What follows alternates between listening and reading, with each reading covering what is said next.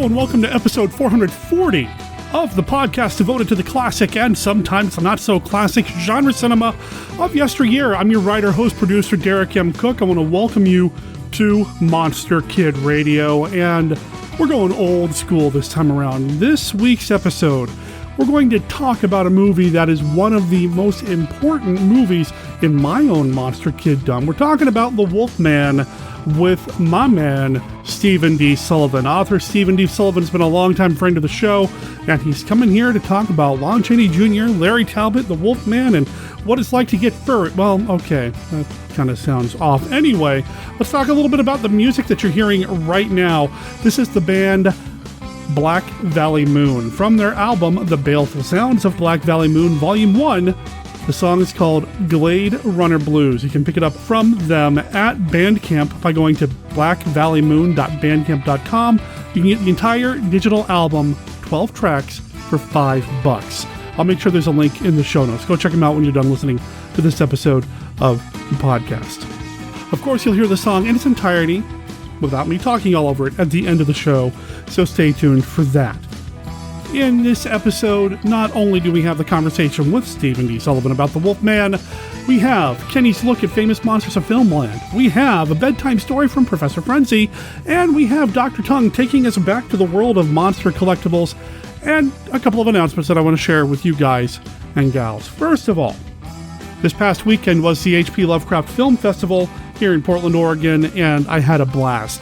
I think it's probably the most fun that I've had at the Lovecraft Film Festival in years. And I'm sure part of that is because of the movies they were playing. You know, not one, not two, but there were actually 3 classic genre films running at the festival this time around, which was a real treat because last year I don't think they really had anything. I don't remember for sure, but this year they showed The Tingler, X, The Man with the X-Ray Eyes, and The Haunted Palace. Now, of course, I'd already seen all these movies, but just to see them on the big screen is something special. I was able to introduce X, The Man with the X-Ray Eyes, and then The Tingler and The Haunted Palace were both shown in 35mm.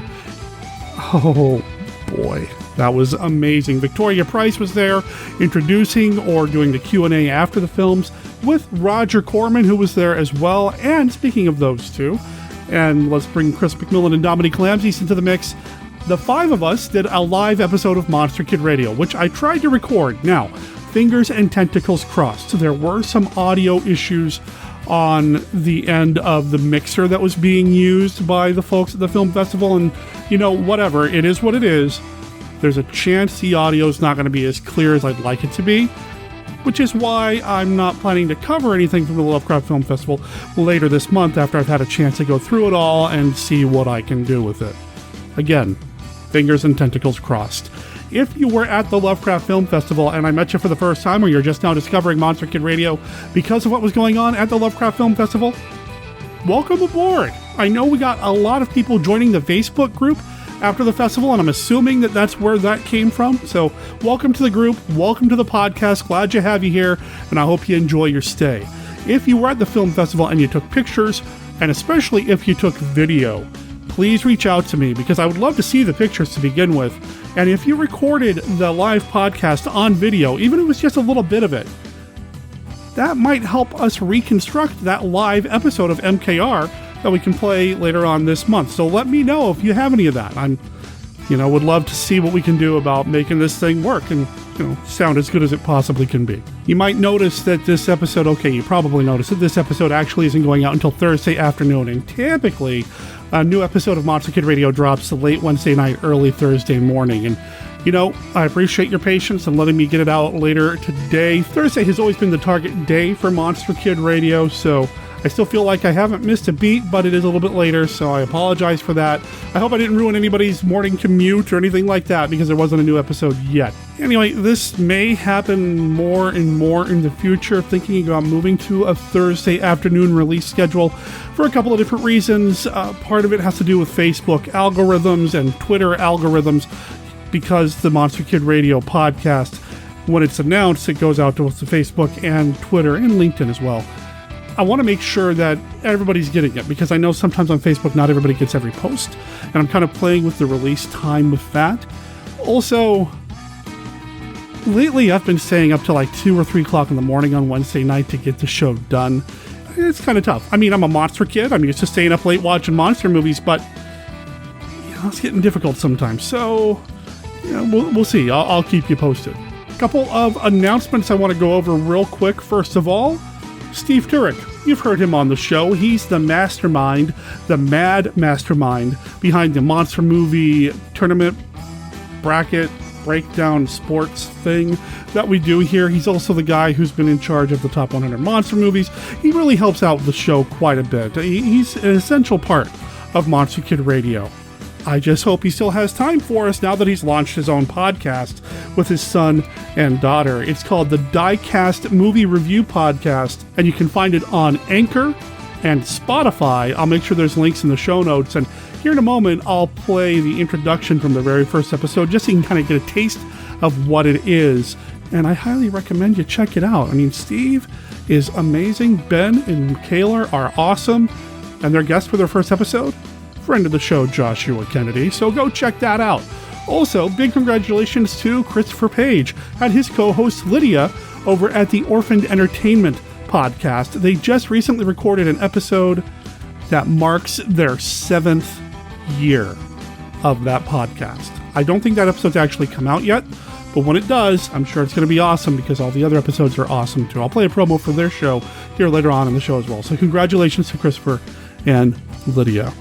I want to give a shout out to a new listener, Daniel D., who sent me a message on Facebook letting me know about an issue of Alter Ego magazine, issue number 43. The print edition was sold out, but there is an e-edition available, and the reason he sent me information about it is because it's all about Luchador comics. That's awesome. So thank you for sending that my way, Daniel, and thank you for listening to the show and checking it out. And speaking of getting things in the mail, this morning I got a knock on my door from the mailman. I got a package from friend of the show, Karen Joan Kahodik. I'll tell you a little bit more about that probably within the next week or so because it was pretty darn cool. Karen, your package came in. It's amazing. Amazing. Anyway, there are some events coming up with Halloween coming closer and closer. Can't get here soon enough, but then I don't want it to come too quickly because I really want to enjoy October. But we'll get to all of those things later in this episode. Towards the end, I'll make some announcements about events happening not just here, but around the Monster Kid Radio nation since, well, somebody did send me an email about an event they're going to, and man, I wish I could be there. Anyway, I'll talk about all that later in this episode towards the end. But before we move on, big thanks to Bill Mize, the man behind the excellent Bill Watches Movies podcast. He just posted a YouTube video not too long ago in which he played not just 5, but 10 cards from the Classic 5 deck. I thought it was a really cool thing to do, man. I really appreciate it, Bill. That was a lot of fun to watch, and now I'm starting to think maybe we should do something regarding the Classic 5 on YouTube on the regular. See what I can come up with. And any new listeners, if you don't know what the Classic 5 is, well, stay tuned because I'm going to be playing that with Steve here in a little bit, which we'll get to right after this.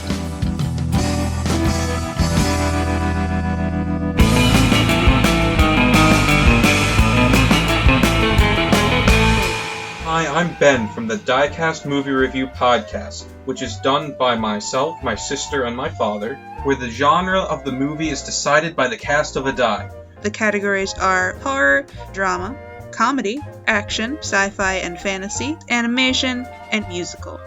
Also, on occasion, we'll have a special episode dedicated to conversations with creators, directors, actors involved in the production of movies.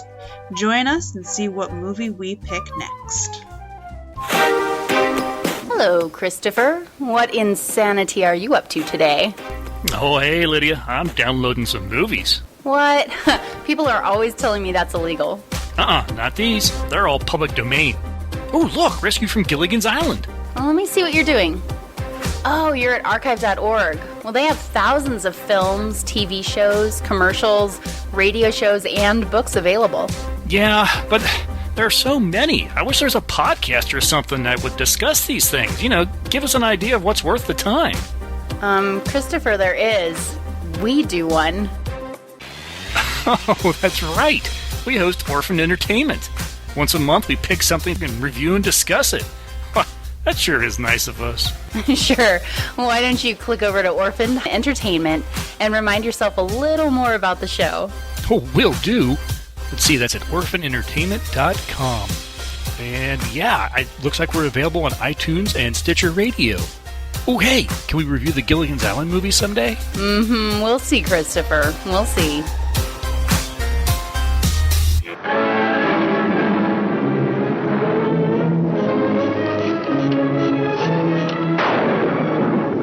What is it? I don't know. Ejected from unexplored secret stratus, this giant, harder than steel piston disgorges strange creatures, inundating our world, twisting the emotions of women, distorting our men.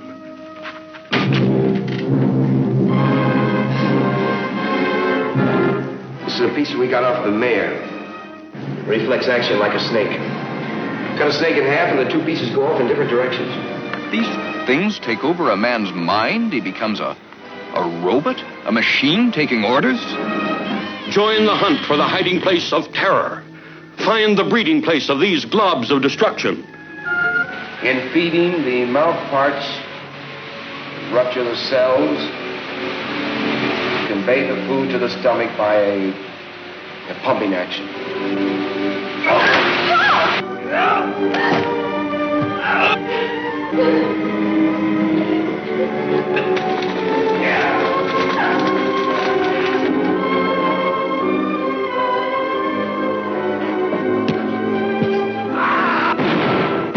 It's an adventure that'll burst your blood vessels with suspense. See The Brain Eaters.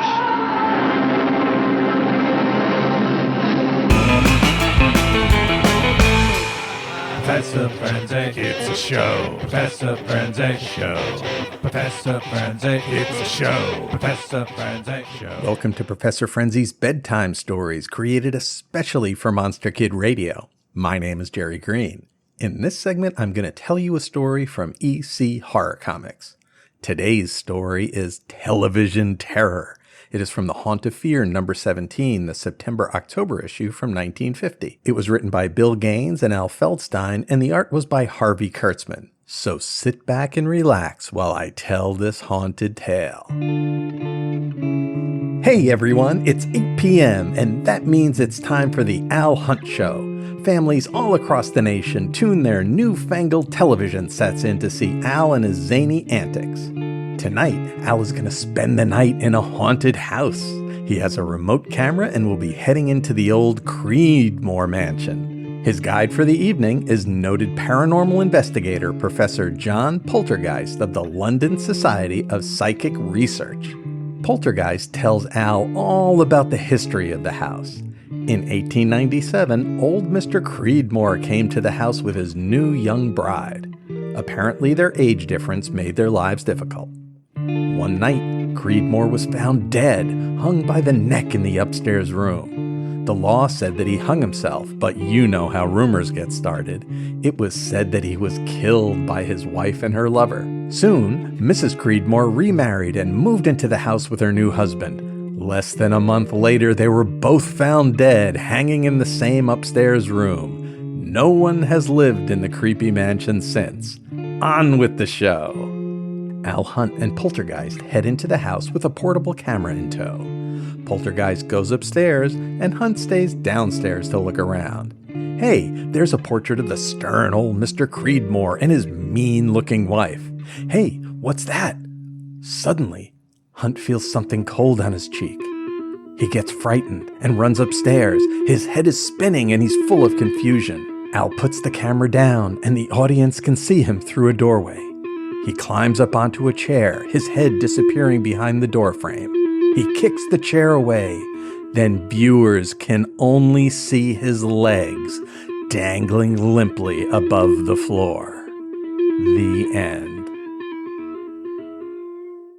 I hope you enjoyed that hi-fi tale. In 1950, there were fewer than 10 million TV sets in America.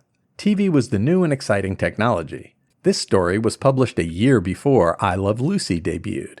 EC was getting on board the new hot trend with this story. And much like stories set at the beginning of the internet era, the tale had to explain a lot of things to people that didn't really understand the new stuff, like remote cameras, camera cables, moving cameras, putting down cameras, etc., etc. All of that kind of got in the way of the plot. Even so, it's a fascinating look into the mid-20th century America, and a decent, if straightforward, haunted house story. Kurtzman's art is a little muddy, and I'm not sure if the intent was to make it gloomy and moody, or if the coloring on the reprint was a little off. Perhaps it was to replicate the look of a 1950s black and white television set. The corners of the panels were rounded to give the effect of a TV. It could also be intentional because many panels had faces and dark shadows that looked creepy, and it was effective. All in all, this was a very cool peek into a very different time. If you're interested in a copy of The Haunt of Fear Volume 1, the book can be purchased on Amazon, and you can find a link to buy it on the MKR website. I hope you enjoyed the story. My name is Jerry Green, and you can find me on my podcast, The Professor Frenzy Show, where we talk about new indie comics, and Bat Books for Beginners, where we talk about historical Batman and Bat Family comics. You can also catch me on Twitter at Professor Frenzy, and search for Professor Frenzy on YouTube, where you can find The Professor Frenzy Show and some exciting projects we have coming up. Stay tuned, and thanks for listening. Professor Frenzy, it's a show. Professor Frenzy Show. Professor Frenzy, it's a show. Professor Frenzy. Since the time of Babylon, I've walked the earth, challenging the most venturesome of men. I am this sinuous creature, a killer cat, and I'm a woman, seductive, tantalizing, inviting a lover's caress. But to caress me is to play with death. I am the mystery woman of the ages, feline, fascinating. To know me is to know all my loves, all the lives I've lived, the deaths I've caused. I am the essence in woman that no man can resist. I am Catgirl. The Brides of Dracula. Never before has a motion picture revealed so much of the mystical, the unnatural. The Brides of Dracula. Out of the unknown darkness he comes, the handsomest, the most evil Dracula of them all, bringing horror beyond human endurance to a fashionable girls' school. Who can resist him as one by one he seeks out his fresh, innocent victims? Who will be next to know his kiss of death as one by one he lures young beauties into the timeless, bloodless realm of the undead? Beware of pity, for he feels none. Beware of love, for none can refuse him. Never has the struggle between good and evil been so shocking, and the outcome so uncertain. Terror beyond telling, in color. The Brides of Dracula.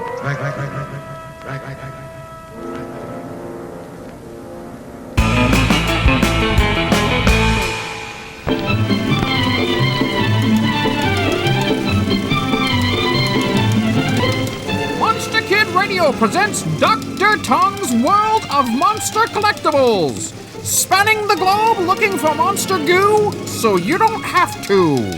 Dateline, the internet. Fall is finally officially here. With the crisp snap in the air, colder days and nights, it has arrived. Soup weather! And with it, monster season is upon us. Lots of cool, spooky events going on, and tons of goo in the shops, as well as promising announcements for upcoming releases. As I walked into my local Walgreens store, among the tons of reimagined Nightmare Before Christmas items and that eyeball doorbell that seems to be everywhere this year, I got a very pleasant surprise. Officially licensed Universal Monster Bendy figures made by the folks at Sunny Days Entertainment. They are in the traditional bubble and backing card package, sporting a very nostalgic Bendham's logo. Now, mind you, not vintage nostalgia, but nostalgic in the reference to the Universal Monsters resurgence that was done in the early 90s. You all remember that, right? Universal released onto the public scores of merchandise bearing the likenesses of classic monsters, so to speak, essentially sanitizing them so they didn't resemble the people that actually played them. Come on, you all remember that? Gone was the Bella Dracula, replaced by a youthful, pasty, white-faced, cleaned-up version of George Hamilton. And the werewolf was devoid of the charm that Lon brought to the part, and poor Frankie, debased into a green, milk-toasty, flat-topped goon. Ah, licensing roared its ugly head back then. Those were the days. But I digress. The current Bendy set also does away with trying to resemble the people that played them, but I can say that they did at least look a little better than the 90s releases. The set of 4 consists of Dracula, Frankenstein, the werewolf, and surprisingly, the creature. But they all have that, let's see the best way to describe this. I'm all out of spare change look to them. Also seen around at the usual shopping haunts this year are what can best be described as mechanical plush toys. They're short, squat plush figures with mechanical guts that allows it to walk around and make sounds or talk. Some of the more creative ones I've seen include a classic brain-eating zombie, and on the licensed side, Beetlejuice, Regan from Exorcist, and my favorite, a Jack Torrance sporting the axe from Kubrick's The Shining. There's more cool stuff to look forward to in the next few months, as was announced just recently to include more of the Toonie Terrors from NECA that I reported on last time. The second series of the figures has been announced and previewed at the New York City Comic Con just recently, and the set includes Leatherface from Texas Chainsaw Massacre, the original Shape from Halloween, and a surprising inclusion, Pinhead from Hellraiser. Ruh-roh, Scooby! And another fun release from NECA that is on pre-order for release in the first part of 2020, the set of 3 6-inch kitty trick-or-treaters from Halloween 3 Season of the Witch, sporting the classic Don Post masks. Now I know I reported this a while back, but now they have been approved and are set to be released. I cannot wait. This just in! We've got some breaking news. Head on over to Mondo.com, where pre-orders are up for 4 really cool monster tiki mugs designed by Retro Agogo's own Doug Pagash. I really don't think that's his real name. The Creature, Wolfman, Mummy, and Mask of the Red Death Phantom all get the tiki treatment, and I mean that in a good way. Check it out. Like I said, they are pre-release. Artist Spotlight! If you like your movie monster art pure and unadulterated, then this next artist will be right up your alley. Audrey Funk goes by the name Mad Monster Lady when she needs to separate herself from the normalcy that goes along with being a legit art teacher. Art teacher by day, monster lover all other hours of the day and night. Her artwork captures the essence that is the Universal Monsters. The classics are represented, as well as some other fun monstery subjects. Eddie Munster and Elvira come to mind. She has even had art featured in the new iteration of Famous Monsters of Filmland magazine. Some of her more fun pieces that she has rendered are a creature from the Black Lagoon painted on an old seafood restaurant menu, and a really cool 54 Godzilla done in a cross-stitch pattern surrounded by mini kaiju. Check out her artwork at Mad Monster Lady, all one word, over on IG. She also has a website using the same name. Just don't forget to add that .com on the end. She has original and prints available for purchase there. Vintage Monster Toys! Sticking with the game theme again this time around because A, it seems like a great fall activity to do with the family on a cold fall night, and B, there are just too many cool monster games that have been released over the years. So, why ignore them? In 1963, Ideal, the king of the monster board games over the years, released unto the world a series of 8 Universal Monster mystery games, all dealing with, anybody? You guessed it, 8 different Universal Monsters. If you want to get picky, 6 Universal Monsters, 1 Toho, and 1 RKO.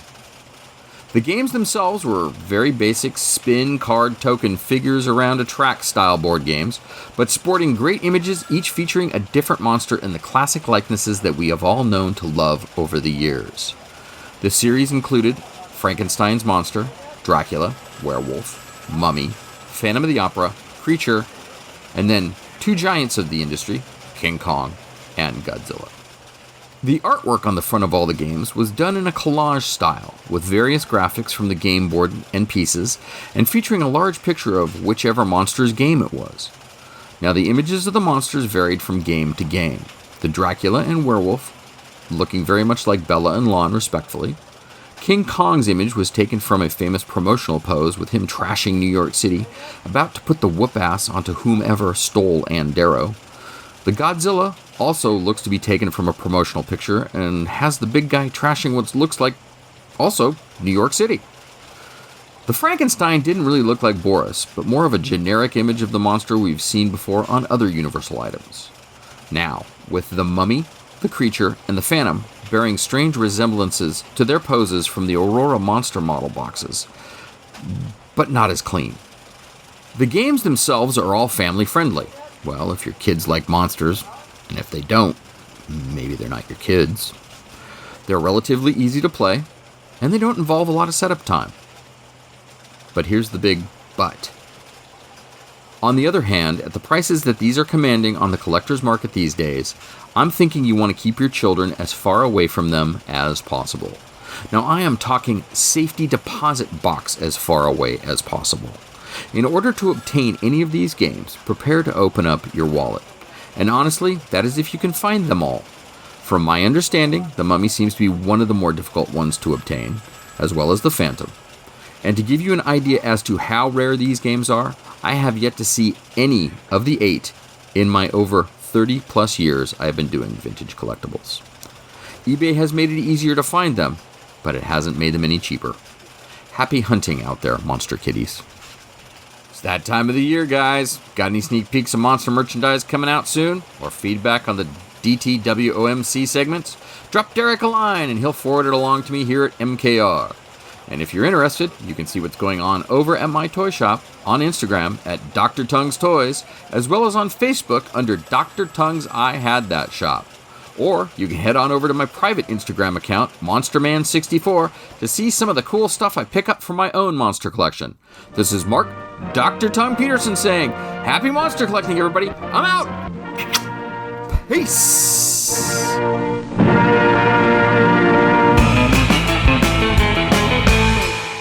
Every once in a while, there is a special kind of horror film that becomes a horror classic.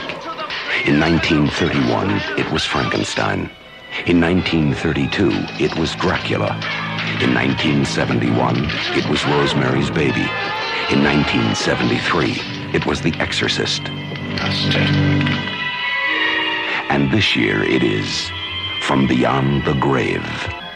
Secret worlds become public nightmares, where children's play toys are the devil's weapons. A truly terrifying motion picture, where death is just the beginning, and the grave is not just a resting place.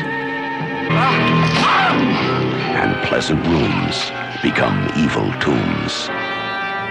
From Beyond the Grave, the horror picture you will remember all your life. The Flashbulb Podcast, 3 to 10 minutes of fiction brought to you thrice weekly. From cosmic horrors to fisticuffs, fast cars, and smart mouths, we've got a chill for every spine. Find it all at flashpulp.com or search for it on iTunes.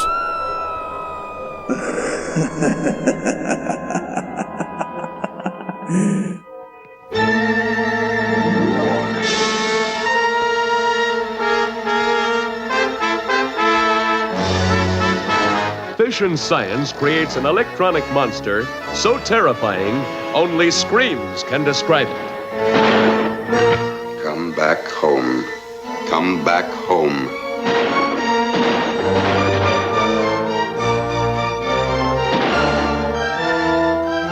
According to the evidence, Hennessy was murdered by a creature with atom rays of superhuman strength, and a creature that cannot be killed by bullets.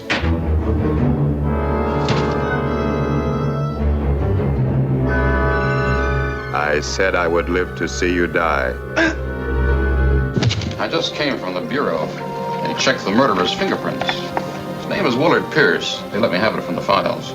Petty theft, fraud, 3 months in prison, tubercular. How could a tubercular man have strength enough to break those bars like that? You think that's something? Answer this one. How could a dead man have strength enough to do it?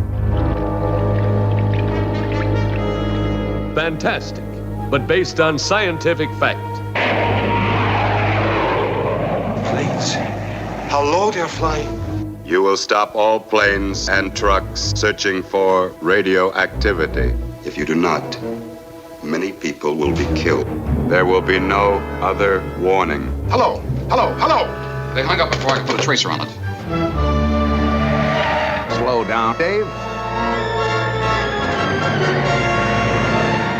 Dave, did they...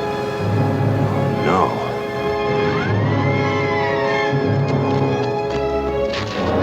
Go out and kill him.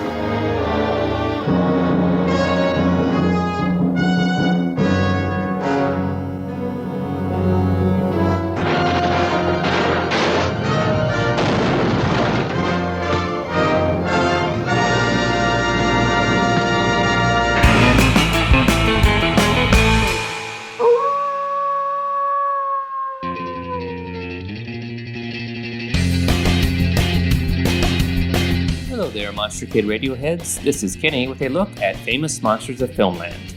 This week's film, the Universal classic The Wolfman, was featured in Famous Monsters number 51 from August of 1968 and was reprinted in issue 96 from March of 1973. It is a 13-page article with a whopping 22 photos.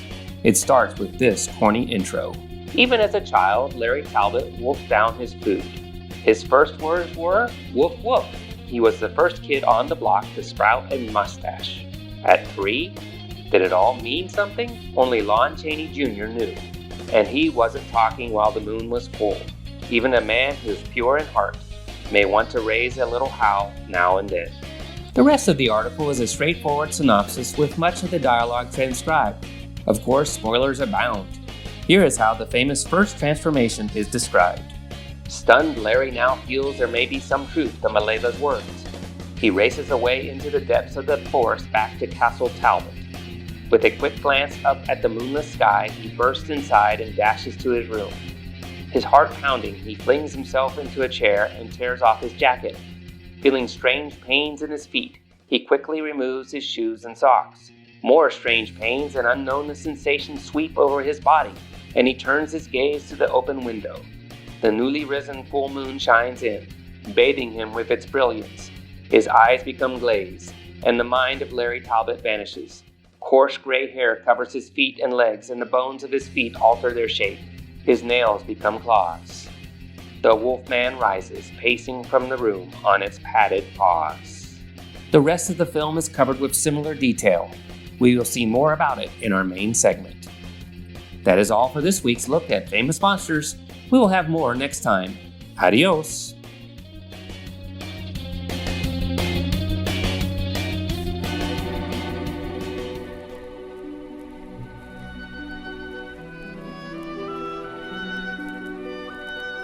This is Count Vlad, but you may recognize me by my more familiar name, Count Dracula, and I'm here to offer you a friendly warning. Derek and his guests often get excited, and occasionally this results in revealing key plot points of the movies they're discussing. In your parlance, you might call these revelations spoilers. You know how the children of the night, monster kids, can get sometimes. So consider yourself warned. And don't come begging to me to kill them for their transgressions afterward. I have more pressing issues to take care of, like that pesky Van Helsing. All right, whenever you're ready, roll the tapes, and we'll get this puppy, as it were, started. Oh God, really? I'm going to use that to start. So, listeners, that's Steve Sullivan, and he's a writer. And he came up with this puppy for the Wolfman, really? Oh. Oh, boy. Listeners, welcome to this episode of Monster Kid Radio, where I'm talking with Stephen D. Sullivan, Steve the Man, longtime supporter of the show, longer time friend, and a big old fan of the Wolfman. How you doing, man? I'm doing really great. How are you doing? I'm doing good. Now that we've worked out all of our technical issues, and not to get into it too much, but listeners, sometimes Skype can be very disagreeable. We're good. You can hear me now. I can hear you now. Yeah. Hopefully the recording is working, and that's what really matters. Right? I was just thinking maybe we should blame the Skype problems on a full moon or something, but I don't think it's a full moon right now. No, it's actually very close to the new moon. It's funny, since doing Dr. Cushing's Chamber of Horrors. Look at you working that plug-in. Wow. Which has a Wolfman in it. I have become much more attuned to the phases of the moon and what they are. And before I did that, I couldn't have even told you in which direction was the new moon and which direction was the last quarter moon. Okay. But now it's like I look up and I go, oh yeah, that's a waxing gibbous moon, or that's a waning gibbous moon. And it's all due to the fact that I wanted the story to have verisimilitude, right? That I wanted it to seem real, so I had to teach myself enough about it that I could make it convincing in a story. Okay, well. There you go. That's the life of a writer in a nutshell. It's like learning really useless things for some small story point you're working on. It's not useless at all, man. I mean, you got to know this stuff. I mean, well, what if a werewolf showed up? You would need to know when best, just saying. Right. Well, it was important. Tracking the dates, tracking the times the moon rises and sets, and learning things, that I kind of never knew. Like, there's only certain phases of the moon where you see the moon in the day. You'd think after about 60 years I'd have figured that out, but nope. never paid enough attention to, but now I know. There you go. So the Wolfman, 1941. Yeah, well, we'll get into that here in a second. I mean, it's been a little while since we've chatted. You brought up your book, Dr. Cushing's. What is going on with you on the writing front, sir? Well, I'm currently publishing the first Frost Harrow book on my Patreon and on my website. And there's, depending upon how you count, 4 or 5 more of those. There's one that's like a double long one. So I'm still going with that. That's gotten pretty deep into it, and there's a new chapter coming out every 2 weeks, and that's called Scream Lover. So I'll be working through on that until that's done and making sure that content keeps refreshing for people that are throwing $1 or $2 at me on the Patreon, and putting it up a little later for the people on the site. So that's fun. I'm hoping, it doesn't look like I'm going to manage to get Dr. Cushing out in print form for Halloween this year, but I'm still hoping by the end of the year that I may be able to get that done. I did a graphic for Joshua Kennedy's upcoming film, which you're working on too, which is called Cowgirls versus Pterodactyls, right? Oh, yeah.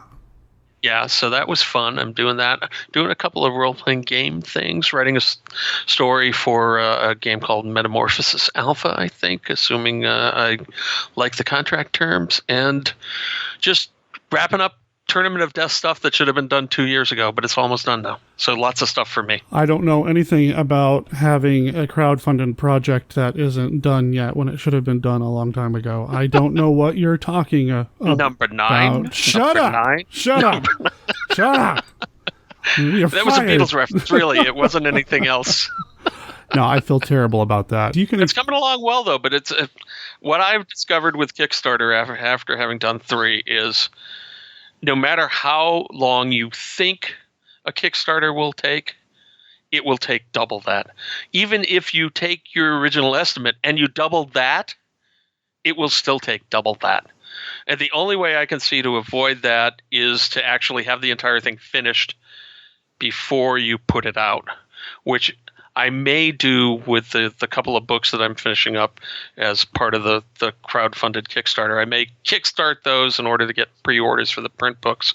But if I do, I'm going to actually have press proofs in my hand before I put it up, because otherwise it's just things happen, man. Life happens. And it all suddenly, it's going to be done in January. Well, maybe next January. Well, maybe the January after. Just things slip. You want people to enjoy the thing. And, as Murphy's Law said, everything takes longer than you expect.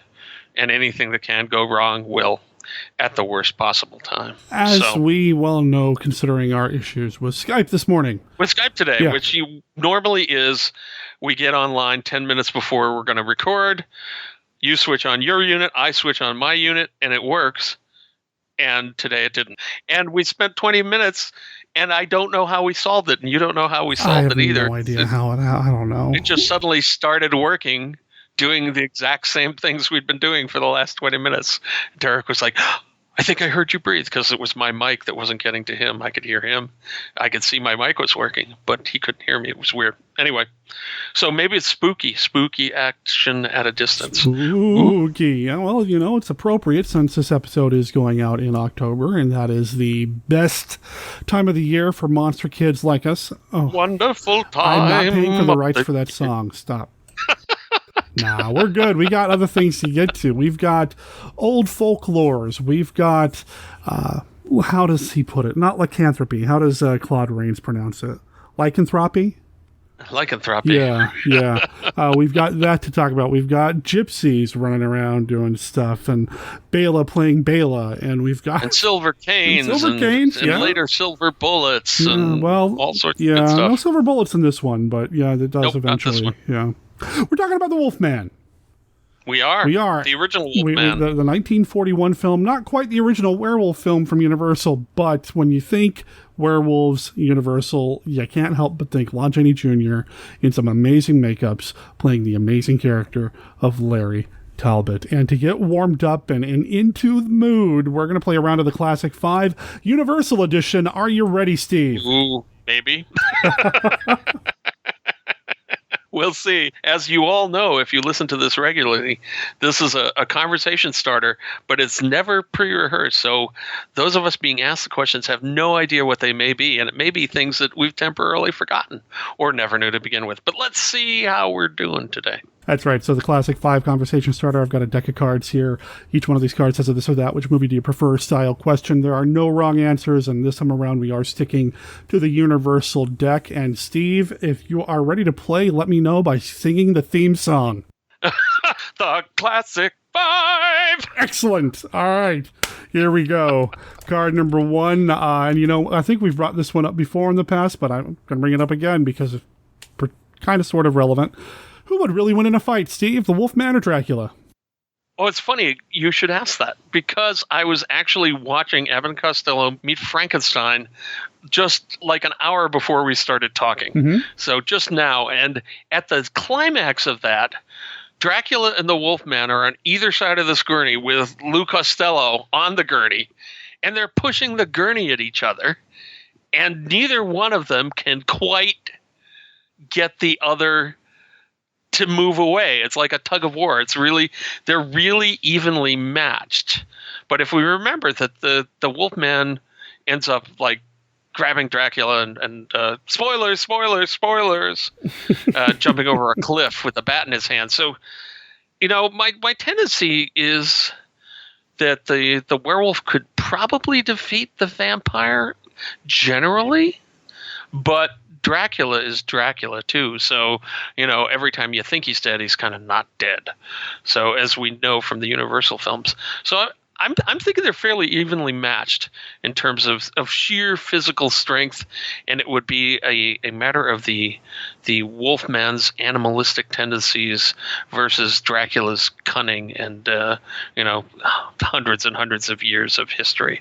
So straight up, I think the Wolfman would win, but I also think that Dracula could totally outfox him by turning into a bat, letting the Wolfman jump onto him, and then as they're falling through the air, Dracula turns into mist, and then the Wolfman falls onto the rocks and is really messed up. Really, they need to consult with you, Steve, to find out how close this fight is to the full moon, because that would really kind of... Yep, well, that might have something to do with it too, depending upon the mythology we're working on. Certainly, Lawrence Talbot would not stand a lot of a chance against Dracula, although it's interesting that Dracula and the Wolfman kind of became foes at the end of the Wolfman series of movies. Well, that was something that was always kind of, I feel like it was ingrained in the Universal monster mythos, because at one point they were going to film a Technicolor production of Wolfman versus Dracula. A script was written.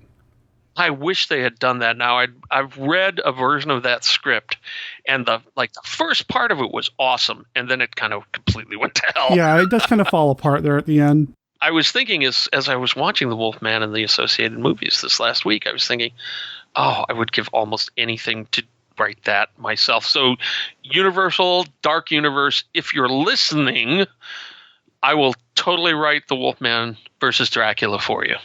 And if you need some creds, well, there might be a vampire-werewolf battle somewhere in Dr. Cushing's Chamber of Horrors. I'm just saying. And are you listening, Dark Universe? Put me in charge. I won't even be that expensive. Not by Hollywood standards, anyway. Call Steve. He's cheap. Okay, question number 2. Only on things I love. Question number 2. This could really go anyway. Okay. Steve, what's your favorite Universal Monster movie sequel? Oh, I was just thinking about this. It's actually Frankenstein Meets the Wolfman. But he doesn't understand. There's a curse upon me. I change into a wolf.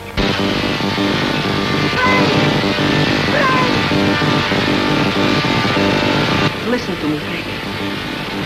I saw my father become obsessed by his power. He died a horrible death. There's no need for us all to storm after her. She'll come in if I ask her. Why should we treat her so fancy? She's a Frankenstein. I know that a lot of people would probably say The Bride of Frankenstein. And I love The Bride of Frankenstein, and I saw chunks of it recently because Turner was playing it within the last week or so. And I love Revenge of the Creature, too. So those are my other 2 contenders. But as I was watching Frankenstein Meets the Wolfman the other night, I thought, this is just a perfect movie. It's lean, it's mean, it's got creepy stuff in the beginning, it's got the monster battle at the end.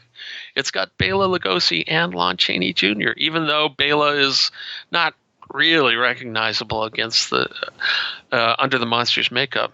I'd love to hear and see the actual version where Bela gets to talk as Igor's brain in the monster's body. And spoilers for those of you that don't know that happened. So, but yeah, Frankenstein Meets the Wolfman is my favorite. What's yours? What's mine? Oh man, I'm not playing the game. No. It's tough because I love my, John Agar puts Revenge of the Creature right up there at the top, but yeah, no, I love it. It's one of my top 3. I also really, really enjoy The Invisible Agent. And I just find that one to be a blast. Yeah, and that was really quite good. And I really like House of Frankenstein because you get them all, and Karloff comes back. Son of Frankenstein, you get the first Igor, which is amazing. But you know what? Yeah, that's true. I think I'm going to go with Frankenstein Meets the Wolfman too, because for my money, and I've said this repeatedly in the past, 2 people in person or just on the show, that for my money, that film has one of the absolute best, most chilling, most eerie, most terrifying, most spooky resurrection scenes ever. Oh, I agree. I totally agree. And when I watched it the other day, I've seen it probably dozens of times at this point. I was struck again just by how creepy the opening of the film is. It's probably even creepier than when Anka, actually, I guess it is then, rises from the swamp in the last of the Mummy movies, which is just an amazing resurrection scene, just wonderful. And the scene where Lawrence Talbot comes back to life is just like, ooh, man, they had the whole thing going. I mean, I would stack that up against any zombie movie any day. I would stack that up against, well, pretty much anything. It's so good. And in some ways, it's very subtle, and it's got that great Salter Skinner music going on, and the lighting and the photography and stuff. I was thinking the other day that these, from probably after Son of Frankenstein on, the Universal Monster pictures were budget pictures. They were B pictures, but they had A-level cinematography and technical stuff and the music, and that makes, even though they didn't spend a lot of money on these, and the Wolfman's like 70 minutes long, and Frankenstein Meets the Wolfman is like maybe 4 or 5 minutes longer, and the House of Frankenstein, House of Dracula, they're all right in that 70-minute kind of wheel mark. Right. So they're not really long, but every moment of them is like really good. There's House of Dracula. There's some shots where the Mad Doctor's shadow is being cast across the room. You don't even see the Mad Doctor, but you see the nurse or the hunchback nurse and his shadow. And it's just like somebody spent a lot of time setting that shot up and thinking this would be a really cool way to do this. And so they've got wonderful atmosphere. And anyway, Frankenstein Meets the Wolfman has got all of that. And it's got a song, and a really cool song for that matter, that actually works in the context of the story. So, and I can't think of any of the other Universal films that even have a song in them, aside from the Phantom of the Opera, which, it's an opera, so there you go. Yeah, you're right. I mean, and there's a reason why there's always that moment at Monster Bash where they sing that, the Festival of the New Wine, that is part of the thing. And it's so, I don't know, man. It's one of those things puts you right there in the film. Yeah, it's cool. I don't know if Kurt Siodmak wrote that song or who wrote it. It fits perfectly with the film. It gives you a nice break, and then it gives you that really emotional moment with Lawrence Talbot, with Lon Chaney, who's just, the Wolfman is, and we'll get into this, it seems like he was born to play this role. Yeah. But that was only question 2, right? We still got 3 more. That's right. Only question 2. Question number 3. Who do you prefer? Una O'Connor or Maria Ospinskaya? Oh, man. I love them both. Uh-huh. Maria, having just watched her 2 Wolfman performances, she's frickin' kills it. I have seen her in other films. Every time I see her as Maliva the Gypsy, I think, this is a real old gypsy woman that they put in this film. She is a real gypsy woman. Yeah. Una O'Connor, on the other hand, I know some people can't stand her. I think she's freaking brilliant. That character is supposed to be crazy and over the top, whether she's playing it in The Invisible Man or the Bride of Frankenstein or wherever she is. She's supposed to be doing that. She, in Robin Hood, she's doing this similar kind of character, and she's brilliant at it.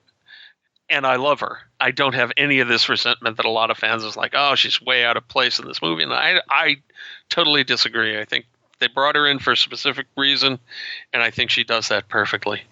But head to head, I find myself sad that there isn't more Maria Ospinskaya in the Universal canon, that she only did those 2, as far as I know, those 2 appearances as the Gypsy, because I love that character.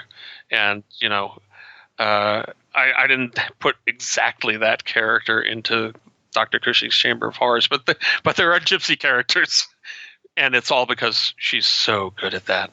So her and Grayson Hall both played great Gypsy characters. Grayson in the Dark Shadows series. So I guess if I have to pick, I'm going with Maria. Okay. Just for that reason. Fair enough. Question number 4. In your opinion, what's the most underrated Universal monster movie? Ooh. Okay. Yeah. Not to go to this well too much, I would say House of Dracula. Really? Okay. Yeah. I'm Count Dracula. You see before you a man who lived for centuries, kept alive by the blood of innocent people. When the full moon rises, I turn into a werewolf with only one desire: to kill. I tried to perform the miracle of science and failed. My blood is contaminated with the blood of Dracula. I know a lot of people that don't like it, and I like it better than House of Frankenstein in a lot of ways. Mostly because, even though there are a lot of things that are very similar, House of Dracula actually seems to have a more continuous story through it. Whereas House of Frankenstein, in some ways, it's almost set up like an anthology series. Okay. It's like there's a Dracula piece, and there's a Wolfman piece, and there's a Frankenstein monster piece, and they overlap, but in some ways they don't really connect. Mm-hmm. Whereas in the House of Dracula, you start with the Count having his medical problem, and then introduce the Wolfman going to the same doctor, and then they interweave throughout the story until the end of the story, and do some unexpected things too. For instance, with the, spoilers, with the doctor kind of going mad at some point because of his interactions with Dracula, which, as a youngster, I didn't see coming. I know a lot of people think that's the least of the Universal cycle, and certainly the least of the team up of the monsters, but I really, really like it. I like it a lot, and I think it's generally underrated. Yeah, because it doesn't have Karloff in it. In House of Frankenstein, don't underestimate Karloff and J. Carrol Naish as a force on the screen, because those guys are frickin' awesome. Sure. Totally, for sure. But I think as a whole, I think House of Dracula works somewhat better than House of Frankenstein. House of Frankenstein also ends like really, really precipitously. It's just suddenly like bang, bang, everyone's dead. And I think we get a little better flow on House of Dracula. So yeah, I'm gonna stick with that until someone comes up with something that is gonna convince me otherwise. House of Dracula. I do like House of Dracula, but again, it's one of those ones that I didn't like at first because it just kind of peters out. And, come on, I want more John Carradine. This other guy's Dracula, but again, as I've gotten older and kind of learned a little bit more and matured, I get it now. I get it. So right, yeah. The thing is that these films at 70 minutes long, they don't have a lot of time to waste. True. So there are definitely scenes, although I don't think I'd change anything in The Wolfman. I think The Wolfman's a perfect movie. But all the other ones in that cycle, so, the Frankenstein meets the Wolfman, House of Frankenstein, House of Dracula, especially not Abbott and Costello meet Frankenstein. I think that's pretty much got everything it needs in it too. But the other ones, there's always something that you wish you could see a little more of. But they were like, nope, we're going to get you in on the B movie, the budget movie schedule. Mm-hmm. So behind the main picture, and you're going to come in at a crisp, fast 70 minutes. So I think that works against them in some instances. But on the other hand, it means they're incredibly tight, and you can watch, all four of them over the course of one evening if you really wanted to, or two evenings fairly easily. So that's true. There you go. House of Dracula. That's for me. What about you? Well, Got one? I love House of Dracula, but you know what? I would probably go to something that has not had a proper Blu-ray release yet. Universal. Something like the Ape Would it Woman. be any of the Wild Woman set then, like or the what? Ape Women stuff. Jungle love to see Captain, those Jungle on Woman, Blu-ray. things like that. I want Anquanetta on Blu-ray. Yeah, and I do too. I would love to see those on Blu-ray. I think probably, well, as we saw, initially they brought out just the Wolfman and Frankenstein and Bride of Frankenstein, but didn't bring out the rest, and it took a while to get to them. So in some sense, the sequels are not as well regarded, I think, by Universal. And once you get into that, the Ape Woman thing, then it's just like, well, that's not a character we feel like is really bankable, although you could make such a great set of modern movies with that kind of thing too. It would really work. I agree. Universal, put me in charge, and Derek too. Put us in charge of the Dark Universe, and we will give you amazing things for not a huge amount of money. Guarantee it. We got Joshua Kennedy, Christopher Mem to direct this stuff. Give them some real budgets, get some high quality actors that don't cost too much. It's going to be amazing, man. All right. We can dream. All right, card number 4. We're going to go to two of the big heavy hitters here when it comes to Universal I think that's Monster. 5, right? Oh, I think this is 5. Is this 5? Okay, 5, whatever. I think so. I could be wrong. Yeah, we'll keep going, whatever. So, two of the big hitters when it comes to Universal Monster movie actors, Karloff and Lugosi. What's your favorite Karloff-Lugosi Universal collaboration? Son of Frankenstein. Really? Oh, wait. Hang on. We still have the Black Cat, I know. don't we? Let's see. The Black Cat. Yeah.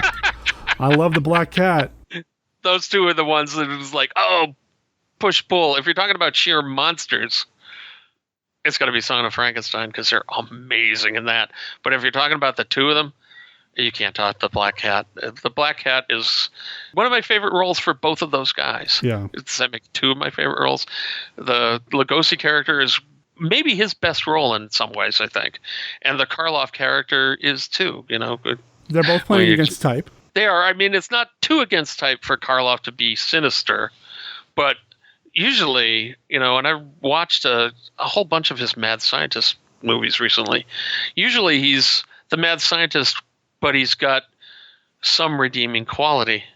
And Hjalmar Polzig in the Black Cat, he has no redeeming qualities. He's an evil Satanist, guys. And he loves it.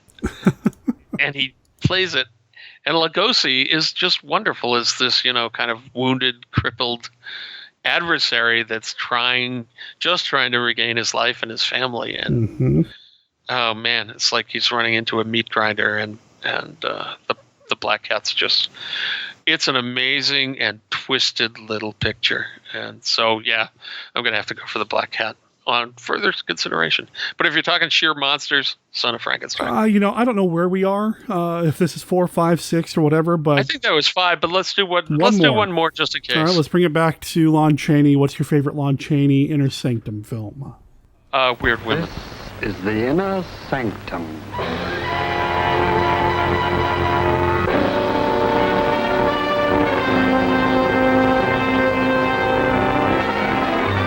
Stones, jungle gods. You don't know what you're doing. I do. Norman, no. Woman or witch, temptress or killer, weaving a death curse with the black magic of an ancient cult. Starring Lon Chaney, Anne Gwynn, Evelyn Ankers, with Lois Collier, Ralph Morgan, Elizabeth Risdon, Elizabeth Russell. This house is full of something evil. Evil? Yes, it's you. Don't. Why are you terrorizing my wife? I don't even care anymore what people are saying, laughing at me. Oh, stop it. I never asked for such devotion from you, and I don't want it. Answer.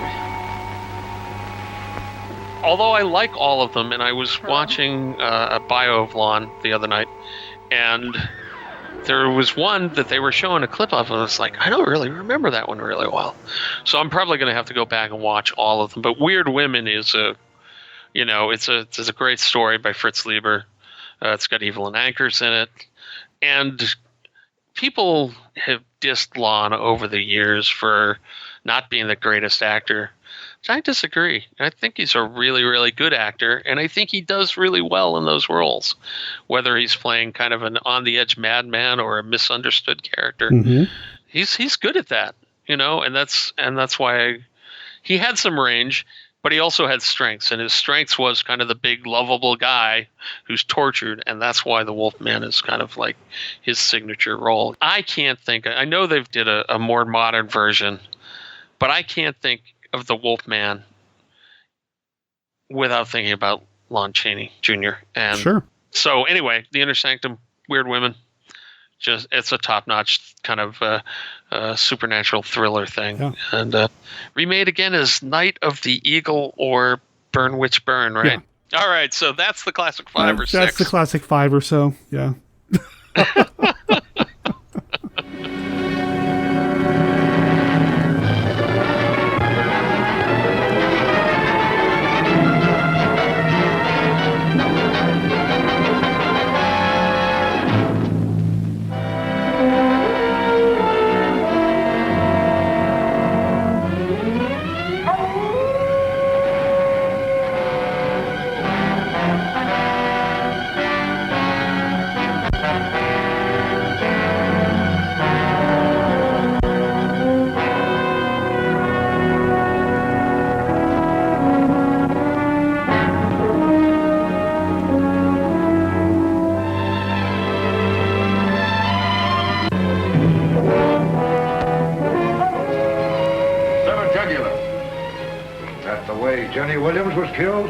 Yes. Find something? Animal tracks. Whoever is bitten by a werewolf and lives becomes a werewolf himself. Oh, don't hand me that. You're just wasting your time. The wolf bit you, didn't he? Yeah. Yeah, he did. You wouldn't want to run away with a murderer, would you? Oh, Larry, you're not. You know you're not. I killed Bela. I killed Richardson. If I stay here any longer, you can't tell who'll be next.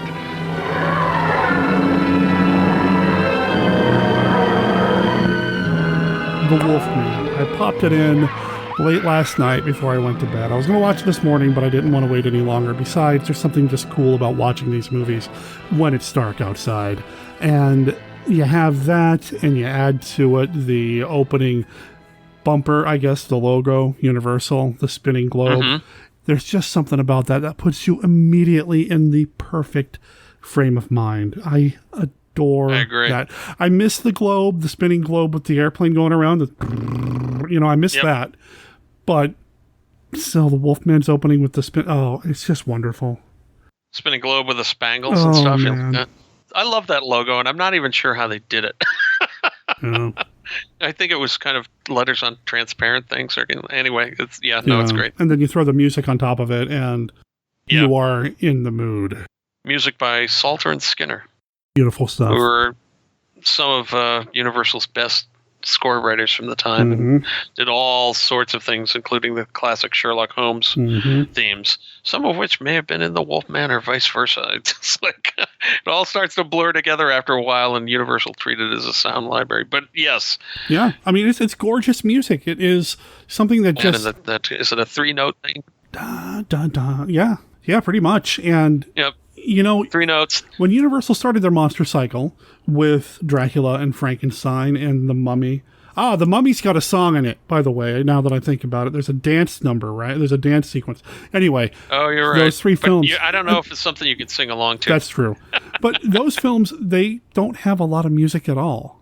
At all. I mean, Bride of Frankenstein does start to get some, but Dracula's got Swan Lake at the beginning, and that's about it. The Mummy has Swan Lake at the beginning, and that's about it. Frankenstein has something, but not much. So 10 years later, Universal's got this film, The Wolfman, and they're throwing music into it, and I wouldn't have it any other way. It's just gorgeous music. No, the soundtrack's lush. It's got the Wolfman theme, it's got the love theme, it's got the kind of impending doom, dun dun dun dun dun dun.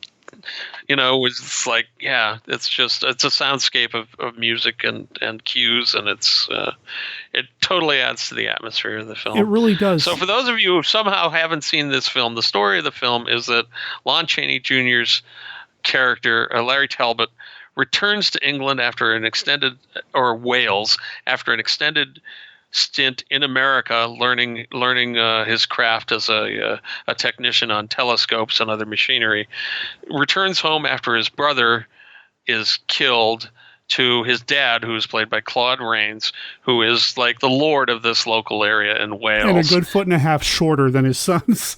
Right. And that happens, though. I know. To see them standing next to each other is kind of amusing. Yeah, but they play so well together. It's definitely that kind of, he got the tall genes from somewhere from mom or something. Yeah, I want to know who mom was. Yeah. Anyway, while he's there, he falls for a shop girl who's engaged to somebody else, goes to a gypsy fortune-telling thing with her and her friend, where her friend is killed by a werewolf played by Bela Lugosi, who's also a gypsy. Lon tries to prevent that happening, gets bit, and subsequently, when the moon is full and bright, turns into the Wolfman, who is then hunted by all the villagers who believe him to just be a wolf and don't believe the idea that Chaney has turned into a Wolfman. And that's pretty much the rest of the film, is him being haunted by the fact that he's the Wolfman and people pursuing the beast and never kind of quite catching it. Pretty much. And we also have, Maliva the Gypsy, played by Maria Spenskaya. Did I mention that the girlfriend is played by Evelyn Ankers? I don't think I did. We have just a wonderful cast in this, since we've gotten to that. So that's the brief synopsis of the story, in case somehow you guys have missed it. I love this story. I love this film. This is one of my favorite Universal films of all. It's right up there with Creature from the Black Lagoon, which I think those are probably my top 2 Universal monster movies. Wow. Period. There you go. Which I know probably endears me to you. But it's like, as a kid, I was always like, my brother favored the Wolfman a little. I favored the Creature a little. My brother, that's closest in age to me. And so I've literally, as long as I can remember, going back to 5, 6, 7 years old, I've always, before we'd seen the film, we loved the Wolfman from the pictures we'd seen in the Aurora model kits, right? Because isn't that the way a lot of us, if you're old enough, you probably learned about them not by seeing them, but by seeing pictures of them somewhere in a comic or something like that. So, Creature, the Wolfman, they're great. Mm-hmm. So that's the basic story, and the character then continued on to 3 straightforward sequels and 1 comedy sequel. Some people include that in the actual continuity. I kind of think it's an out of continuity story, but we can talk about that later. Really? Okay. So, well, yeah, we'll get to that. So the film itself, this is a good 10 years into the Universal Monster cycle. So they figured out how to tell a good spooky story, and they cast it perfectly. Oh, yeah. Sure, I made a crack about Bela playing Bela at the beginning of this, but, he's perfect, and he's got that haunted, worn-out look that you would imagine somebody who's been cursed by this thing for years would have. I would like to know a little bit more about him just because I like Lugosi, but, that's perfectly cast. Yeah, we could have done a whole nother film with that character. Shoot, I want to know what happened with John. Larry's brother. I want to know what quote-unquote hunting accident really happened. There's a whole prequel possibility there.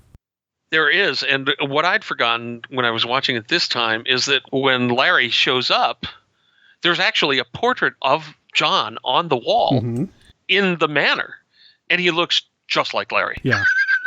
It's clearly they had Lon Chaney Jr. pose for the portrait of his brother as well, and you were like, okay, and he died in a mysterious hunting accident? This is kind of, like you say, there's a prequel there. There's a prequel with Bela the Gypsy, certainly, and Larry and John definitely took after their mother based on that portrait. Well, yeah, as you noted, I think Lon is probably almost a foot taller than Claude Rains. Least, yeah. Lon, what was he? Was like 6'2" or something like that. He was a big guy. And Rains is probably 5'8", maybe. Just on a guess. We haven't looked this up. I'm just guessing. But there's a big disparity. But when you see the two of them together, they're both so good that I buy it immediately. I don't even care that Claude has kind of a bit of a, his European English accent going, and Larry, who's been in the States for a long while, doesn't bother me at all. I completely buy into the fact that they're father and son, that they had a strained relationship in the past, and that now they're going to try to get over that because life's too short, and you can't hold on to the past with your relatives, which is a good lesson for all of us to have. In addition to the skill of the players, which I think is a huge part of that. And I'm sure we'll talk more about Lon and how this is kind of a perfect role for him. But we also have to put a lot of that on writer Kurt Siodmak, who wrote the original screenplay. Yeah, Kurt Siodmak is a powerhouse. He contributed so much to just genre cinema overall as a writer, as a director.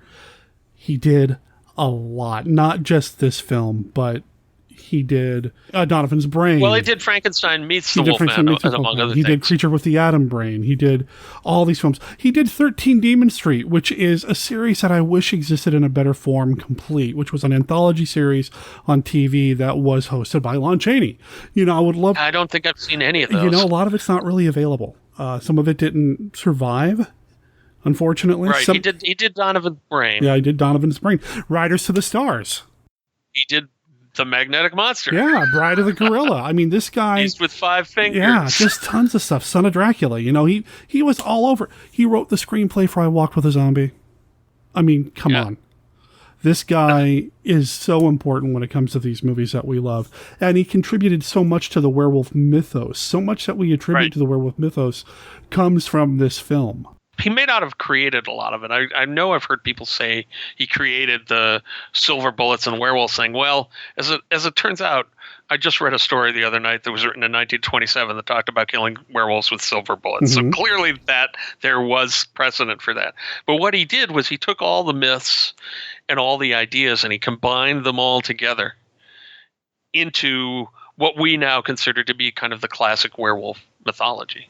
The full moon, the silver bullets and silver weapons, the seeing the pentagram in the palm of the victims, and especially, the really famous rhyme, which they repeated 3 times in a very short span. I forgot that happened film. When we're watching the movie this time around. I've forgotten how much they said it, how quickly, but clearly it's like, are they hitting that nail on the head? Maybe yes, maybe no. It's like, I think it works. Even a man who's pure at heart and says his prayers by night may become a wolf when wolfbane blooms and the autumn moon is bright. Which then got changed a little in the later incarnation to when the moon is full and bright, which is maybe a little more on the nose, but it's a beautiful little poem. Yeah, it's great. Well, anything that comes out of Maria Ospinskaya's mouth is beautiful. Right. The path you walked was thorny through no fault. I mean, all of it is just gorgeous. Right. Yeah, and she says that basically twice too. And it's just she can totally sell it. She's what a character she was. What an amazing actress. Yeah. So. Indeed. Yeah. So anyway, Kurt Siodmak, I don't think we can underestimate the fact that one of the reasons we like these characters is how deftly he handles the screenplay and how deftly he sets up the conflicts and the relationships in the story. So the relationship, for instance, with Gwen, the love interest character, she's kind of grown up here and she's engaged to this one guy who she clearly is fond of, but she's engaged to marry him. And as soon as hunky Larry Talbot shows up, she's like, well, maybe I have other options. So I want to talk about that because this is a complaint that I hear about this film now, that Larry Talbot doesn't take a hint, that she says no repeatedly and it just goes right over his head, or he chooses to willfully ignore the fact that she's engaged, that she's not interested, that sort of thing. And I think there's some validity to that criticism. But that's also seeing it through very modern eyes. Yeah, I was going to say that. And additionally, this time I watched it paying very close attention to what Anchors was doing. Really paying attention to everything going on with Gwen Conliffe, and the body language that she's using, and the twinkle in her eye, and the smile, and it goes beyond that. Well, she's being friendly to him, so it must mean she wants him. It's not that. There is a chemistry there that she's contributing to. So yep. I would say that in this particular instance, maybe that's not as warranted. Of course, I'm a dude. Right. So maybe I'm defending the actions of a dude too much. I don't know. It is creepy that he spies on her with a telescope. That's weird. But that's also not that weird either, because it's, until the modern age where there were cameras freaking everywhere and you carried one around and that kind of stuff, it wasn't unusual for a guy to watch an attractive girl from across the room, across the street, or with a telescope. It's like, oh, I'm testing my telescope out and there's a girl, I'm going to look at the girl. Yeah, but that's still not cool. Well, maybe not, but it's at the time. I mean, you can see at the time she's like taken aback and a little upset, but Evelyn Anchors is such a brilliant actress that you can tell that she's a little bit flattered too, because she's for whatever reason, she's not quite happy with the way her relationship is going. And so she's, it's like she's offended and she hopes and one of the another great acting moment for Lon is that he realizes that it's not something he should have done. And if he did do it, he probably shouldn't have told her. But at the same time, he's sorry for it. He doesn't say, I'm not going to do it again. But I think it's pretty clear from the way he acts that he's not intending to do it again. Right. That he is sorry for it, that he didn't mean to be creepy about it. And I think in the pre-electronic age, there was a lot more room for making mistakes like that and being forgiven for mistakes like that, because the way men and women met in those days was often through little circumstances, through seeing someone, some enchanted evening across a crowded room, and acting toward each other in ways that modern people wouldn't do or wouldn't want to do or would feel like is stalking or Facebook stalking or that kind of stuff. But if you saw, an attractive girl on the other side of the square that you thought, oh, I'd really like to know her, and then she vanishes into the crowd, it wouldn't be unusual for, and I use a girl, it could be a guy too. It wouldn't be unusual for the guy or the person in question to then talk to people that they knew, talk to other people in the square, say, did you see this girl? Do you know who she is, you know where she's from, and that kind of stuff.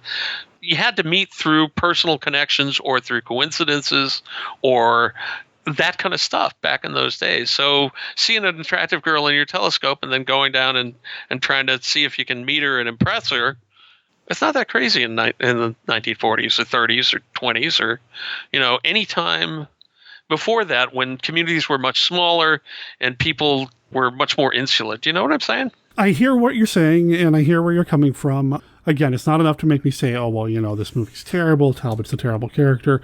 No, this is a guy who kind of bumbles his way into seeing, you know, a woman across the way that he becomes attracted to.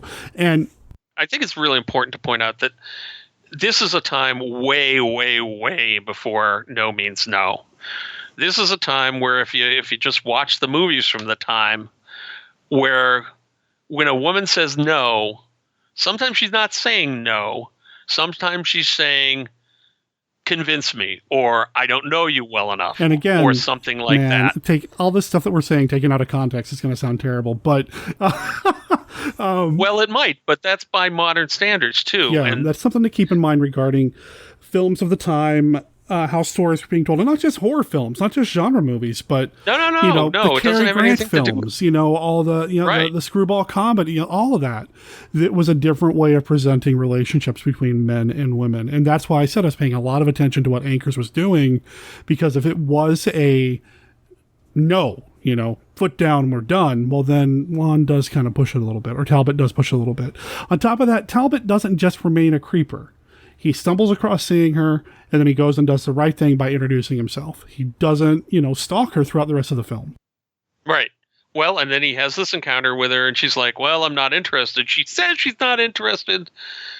But, again, back before the no means no culture, which is a good thing. I don't want people to think that no means no. I think that's bad. But I'm telling you that in 1941, no did not always mean no. Now it does. And it's good that we've defined that, because clearly there were gray areas here that some people had trouble figuring out. So when she says no, she's like, no, I'm not interested in going to you with, you know, out with you tonight. But then somehow when he shows up, when he said he would, she's there waiting for him. and looking for him, like expectantly and looking for him. And like clearly a little disappointed that he's not right spot on the dot. But because she's still kind of not sure, she's brought a friend along. And, you know, I don't know about you, Derek, and I'm older than you. No. Yeah, I've started my 7th decade on the planet, which means I just hit 60 recently. That scene where he's like trying to have a date with this girl, and she's not quite sure, but she's like kind of interested a little, and shows up with a friend. That's freaking happened to me, man. It's happened to probably every person of my age. And where they're like, okay, I'm bringing a friend along. In theory, they're for you. Mm-hmm. And maybe they really are. Maybe that's the intention. But there's also kind of a, at least until I figure out whether you're the one for me. Sure. And so, you know, in some ways, this is the relationships in this movie and in movies from this era are in some ways, I think, a lot more subtle than relationships are nowadays, where we have kind of much more straightforward rules for what if you say no, that means no. Again, she's saying no, but she's not really saying no to him, because no didn't mean no then. You know, if you look up when no means no became a thing, you're going to see it's like 40 years later or something like that. Sure. And he knows that, and she knows that. So they're both playing by the same rules, but they're not the rules that we play by today. They're not even close to the rules we play by today. And in some ways, they're much more confusing, because he's got to say, okay, she's saying no, but I'm looking at her body language, and she's kind of saying yes. So what's it going to hurt if I show up at the end of the day after her shop closes to see if we can go off to the carnival together?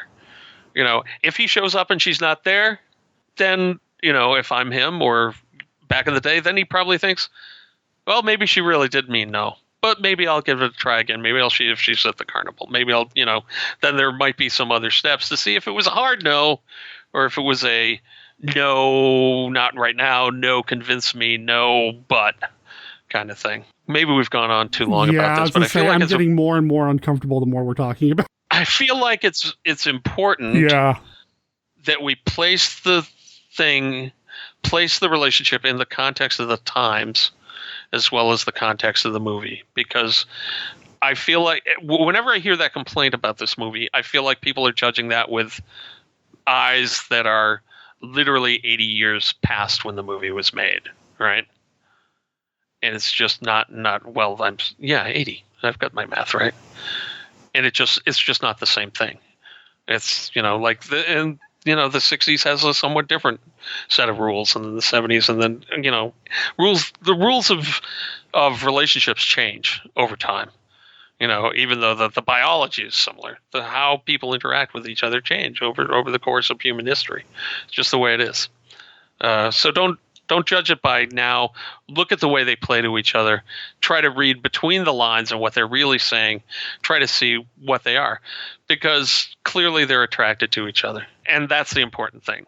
Even though he's just here, an innocent abroad, and she's the girl that grew up in town and is engaged to the guy that's got a pretty good position with the Lord's Manor. Clearly there's more going on there. And the characters, I think, convey that very well. Let's move on. Let's move on, because... absolutely. Yeah, I agree with you. I do. And I will defend this film on certain levels. But then I realize that I'll say something like, well, her body language said yes, which is a terrible thing to say regarding... Well, no, I know. And when I was saying that, I'm thinking that... I'm not saying... That is the entirety of what the no means no movement was about, was getting beyond that objection. Because that was the main objection. Well, she said no, but she meant yes. And yes, we needed to get beyond that, and I'm glad we have. Yeah, so... But that was not the rules they were playing by back then. Well, and even if they were, clearly she has interest, because she does continue to refer to Larry and follow up with Larry and make sure Larry's okay, and she's doing all the things that a romantic interest would do in a film like this. Let's move on with this segue. How about that? Part of the reason why there is such a chemistry here is because of the two performers. Chaney and Ankers were gold together. Whenever they're on screen together, it's amazing, despite the fact that they really didn't like each other in real life, which is totally hard. Which always blows my mind, because every movie they are in together, you can feel the attraction between them because they're so good together. Yeah. And the fact that they didn't like each other, I think that just tells you how great actors they are. Yep. They both are, because they have the chemistry. They have that thing. It's here, and it's in every movie they appeared in together, which was a good number of them. I don't remember how many. It's like 6, 8, 10, something like that. Do you know? I think it was like 7. They're gold, and sometimes you put two characters together, William Powell and Myrna Loy, and they become best friends, and you can see it on the screen, and they love each other, and they're gold. But sometimes it's two actors that maybe don't get along so well, and this is a perfect example of that. And they're both really good at their jobs. They're both great actors. Yeah. And this is a good role for her. It's more complex, and again, that goes back to Siadmak, than the usual love interest in a film like this, which is, kind of the unattached woman who falls for the hunky man. She's not the unattached woman. She's attached. She's engaged. She's engaged, and her father spends some time, her character father in the film spends some time defending her against the kind of mean little old ladies who think, oh, she's scandalous modern woman, and then there's some of that kind of modern woman thing going on too. It's during the war, when there's women's roles are changing, and there are people that are not comfortable with that. And that's reflected in the screenplay too, in terms of how the women of the village and the mother of her friend who gets killed doesn't blame the wolf that killed her, or the wolf man that killed her. She blames Gwen for not being with her daughter every moment and being off philandering with Larry Talbot. So this was the first film that the two of them did together, Evelyn and Lon. They appeared in 8 films together. Of those, we have The Ghost of Frankenstein, Son of Dracula, Weird Woman and The Frozen Ghost being the monster movies that they did together. There are a couple other things as well here. But when he started doing the Inner Sanctum films, he was loving it. I mean, he wanted to be the romantic lead. He wanted to be the Clark Gable. He wanted to be the dashing romantic guy. So to put him in these Inner Sanctum films, he's got the little mustache and he's all sophisticated. That was awesome. Right, yeah. He was perfect for that. He's got the Warren William mustache. Yes. Yes. Warren, who's another character, a minor character in this film. And I think it's telling that when we talk about our favorite Inner Sanctum film, it's the one with Chaney and Evelyn, Evelyn Ank. Well, or one of the two anyway. So yeah. Right. It's the one that pops right into your head. And it's their interaction that kind of makes it wonderful. I think it's important to talk about, this was Lon Chaney Jr.'s role. This role seems made for him, and watching a little bit of the bio, knowing, about him being the son of a famous actor who didn't want him to go into acting, but him having that bug anyway and kind of making his way up and doing Lenny of Mice and Men. This is the role for him because it's got the sweet side, which everyone that interacted with him, aside from maybe Evelyn Ankers, talked about what a sweet guy Lon was, right? Mm-hmm. He was a sweet guy. It's like when the little girl in Frankenstein, whose name I'm spacing on right now, in The Ghost of Frankenstein, this little girl he interacts with, her mom was killed or died somehow. Right. And Lon offered to adopt that child and her brother because he loved children that much, and he was a kind of a generous, giving kind of guy. People loved this guy.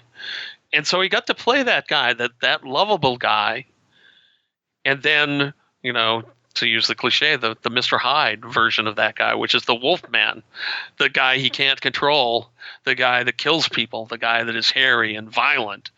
And clearly, if you hear stories about when he was drinking and that kind of stuff, he had a rough and tumble, violent kind of side to him, not necessarily toward other people, but he had his demons, The Wolfman gives him a chance to play kind of both sides, play the things that really anguished him. And that's why I think maybe he's so good in the role. It's both sides of the Larry Talbot character are, I think, honest portrayals of things he himself was feeling. Not to say that that's the only reason, because he's a good actor. Mm-hmm. But I think he had that extra to draw on, and that's why the character is so seamless for him. We completely buy that he can be this sweet guy who suddenly, for no reason of his own, because he was trying to do the right thing, is cursed with turning into a monster.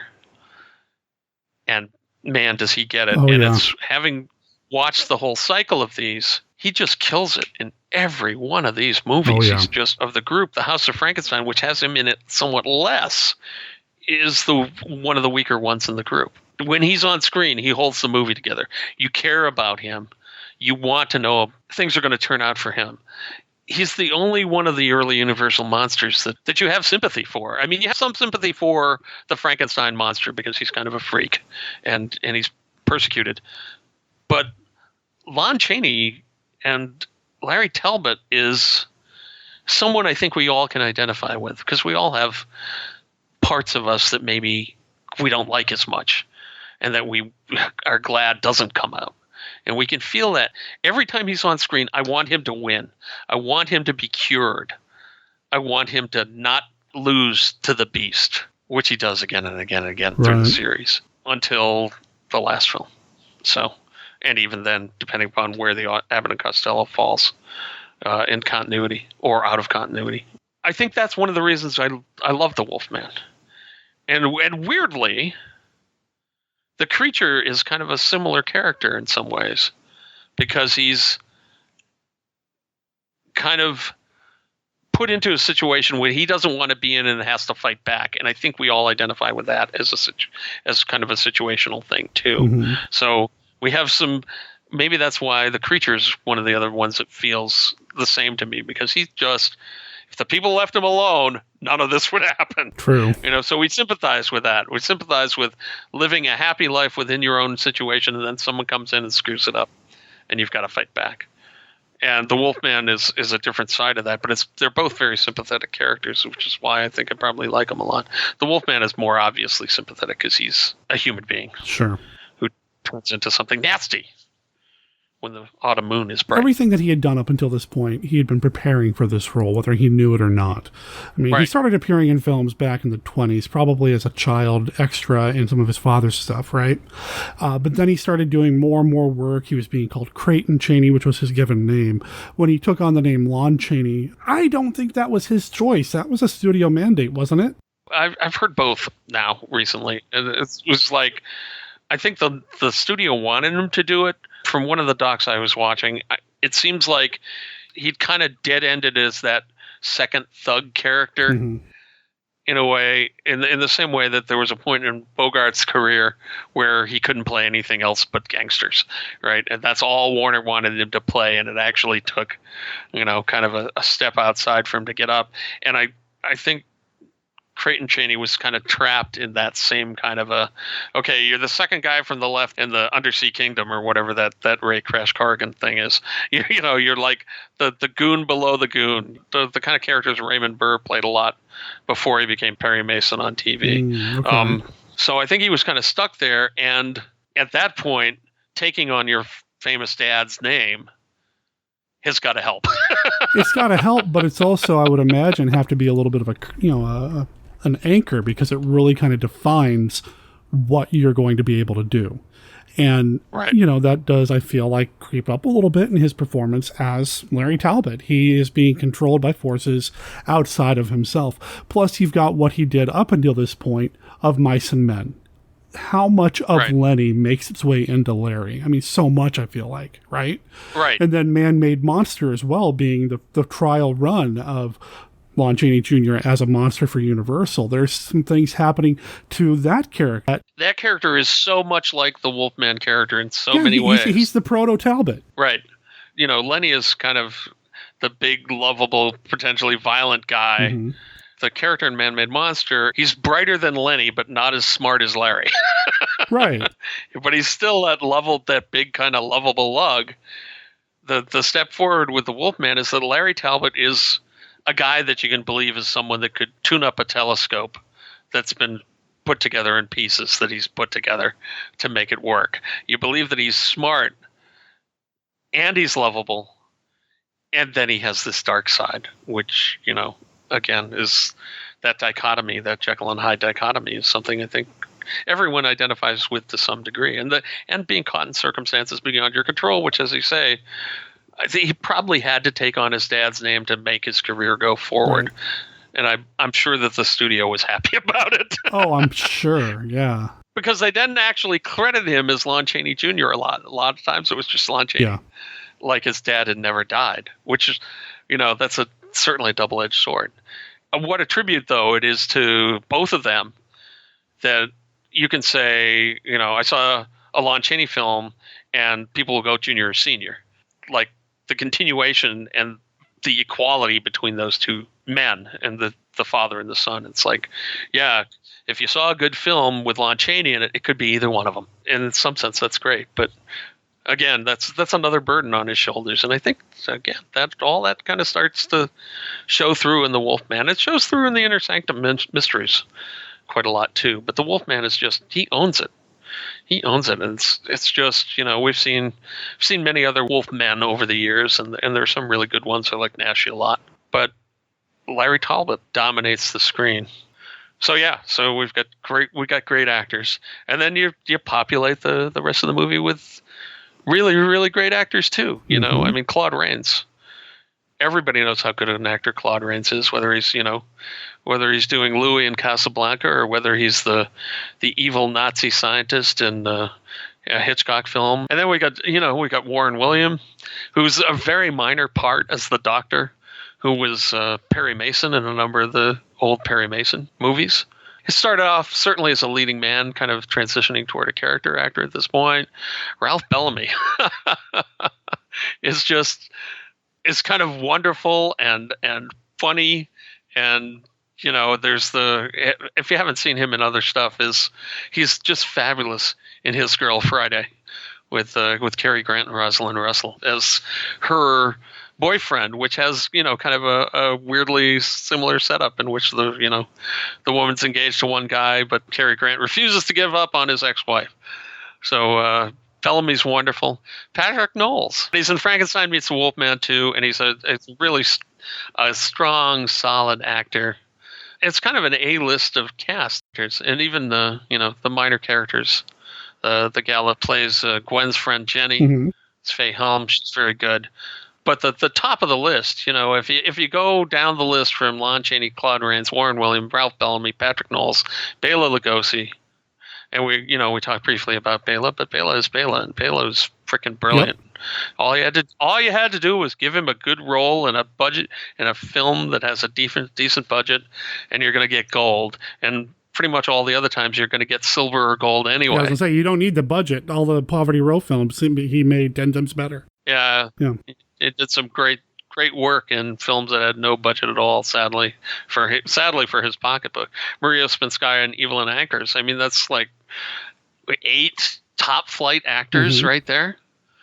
It's just it's an amazingly well cast film. I want to talk about an actor or a character in this that stood out to me more this time than had any other time I'd seen the film. Twiddle. I don't know why, but he just amused me to no end this time around. Which character is that? Okay, so he's played by Forrester Harvey, and he's out there while they're investigating, trying to find out what happened. They find the dead body of Bela, and they find the wolf tracks and all that, and they're always saying, "Make a note of that, Twiddle. Make a note of that, Twiddle." Oh, There's There's something about him. Ralph Bellamy is always he's like the local law, basically, the inspector, something like that. Yes. Make a note of that, Twiddle. Oh, okay. So all that we said at the beginning about how this one didn't need the comic relief. I guess maybe there's a little bit here. I don't know why I was drawn to this guy, but I want to know more about Forrester Harvey, the actor, just because of Twiddle. And you're right about that. And I did notice that when I was watching it too. I just momentarily forgotten it about that character, and it did strike me as I was watching it that he played Una's husband in The Invisible Man. He was the other guy. Yeah, of course he did. So there's our guy. There's our O'Connor connection. I was thinking as I was watching it this time that the Ralph Bellamy cop character and Twiddle, they kind of are the comic relief, because in theory they're the dogged pursuit. But the way Bellamy plays him, he's like playing him as a cliche of the dogged policeman inspector character. And there's something funny about that in the way he's doing it. He's not nodding and winking at us, but just the way he's playing it, and he's playing it so super straight that it's funny and it's amusing. And that's nice in a film that has some very grim and creepy sequences in it. Like there's the scene in the crypt where Bela the gypsy is dead. That's very creepy. The scene where poor Larry Talbot tries to go to church. Oh man, is creepy and uncomfortable and stuff. And as I'm watching this, I'm thinking, look at all they've packed into 70 minutes, man. Yeah. Look at all of this stuff that they got in, all of these scenes. And this is a golden age for Universal, or just Hollywood in general, where they're making these sets. This isn't something shot in a studio somewhere or whatever. These are actual huge locations that they're filming in, and it reads so well on the screen.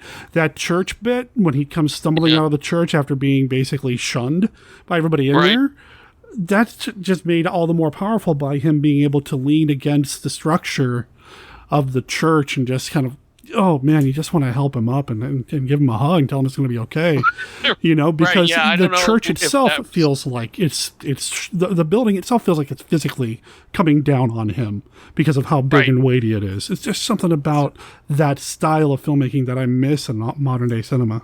Well, and a lot of that is the budget and being able to add the sets that you need and get the look. I don't know if it's entirely possible that they had the set from the Hunchback of Notre Dame or something that's the cathedral from. I don't know. I seriously questioned that, though. I was like, could that be? It's like, no, well, maybe, I had that thought. Maybe. It's hard to say without digging a lot deeper than we had time to in the couple of days we had prepped. I would love for it to have been. I think it'd be great, neat little bit of filmmaking connections if it really was, considering, the father played the Hunchback and all that. But yeah, probably not. Right. We're probably not that lucky. And there's a lot to be said too. We talked a little bit about the cinematography generally in this series, and this movie is a prime example of it, with the light and the shadows and the fog and the creepy forest and stuff. But there's something also to be said by the direction by George Waggner, who gives us the right shots at the right time pretty much the whole way through. Mm-hmm. The scene where he walks into the church, we get a long shot tracking down the aisle where I don't think Lon is even in frame. It's from his point of view as he's walking toward the front of his church, where his dad, who's the Lord of the Manor, is seated, and all the heads everything goes quiet. And as he walks, row after row, the heads turn toward him, and you can see that they think he's somehow involved with the gypsy being dead and this girl being dead, and they don't like him. And he gets all the way to the front of the church before he turns around, and in that last row, there's his dad, and there's his Warren Williams, who's playing the doctor. And the doctor doesn't look too... his dad is his dad, right? He doesn't look like he's really upset. But you can see in the doctor's face that the doctor's a little worried about this guy, right? And it's like, I can't even go to the front of the church without everyone staring at me. And he retreats out of the church. It's a great scene. It really and is. Great choices of the cameras and how to set up the scenes. I don't know a lot about George Waggner. He directed Man-Made Monster, so maybe that was a, dead bang easy choice for having him do this one too, and it worked as far as I'm concerned, because he did a great job with that first one, and he does another great job here. It's really good. It looks like he did a lot of TV work at the end of his career, but those two films, he launched Lon's career in style. Great job, great choices. Yeah, you're not going to get an argument from me here. I think the direction in this is really, really well done. I know we always talk about James Whale and Todd Browning, maybe not in the same reverence, but we talk about those two being so important to the Universal Monster thing. But George Waggner, yeah, I mean, without him, I don't know if this film would be nearly as effective.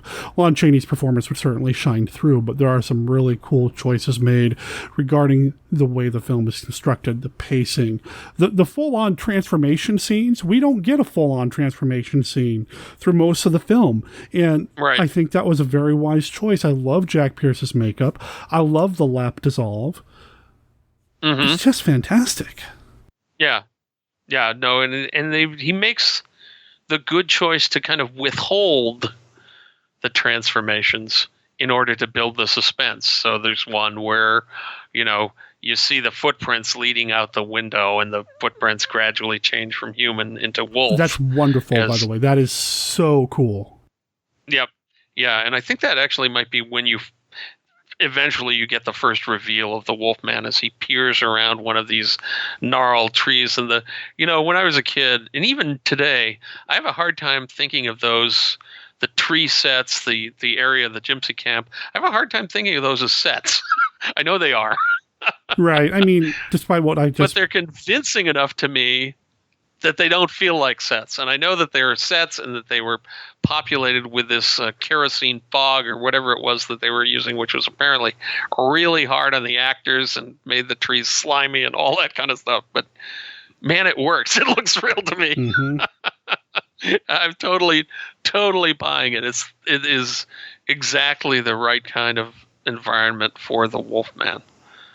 It seems built to his scale, too, unlike things that would be larger, say, for the Frankenstein monster or even Dracula, probably. It's a lot of things for the Wolfman to prowl around. I know I just went on and on and on about, the buildings being real and it's not being a set. But yeah, some of these were obviously sets. But I feel like this set works better than the graveyard set in Frankenstein or The Bride of Frankenstein. There's just something about the way it was shot. And maybe it's because they're getting better at filmmaking technology. They use a lot more fog.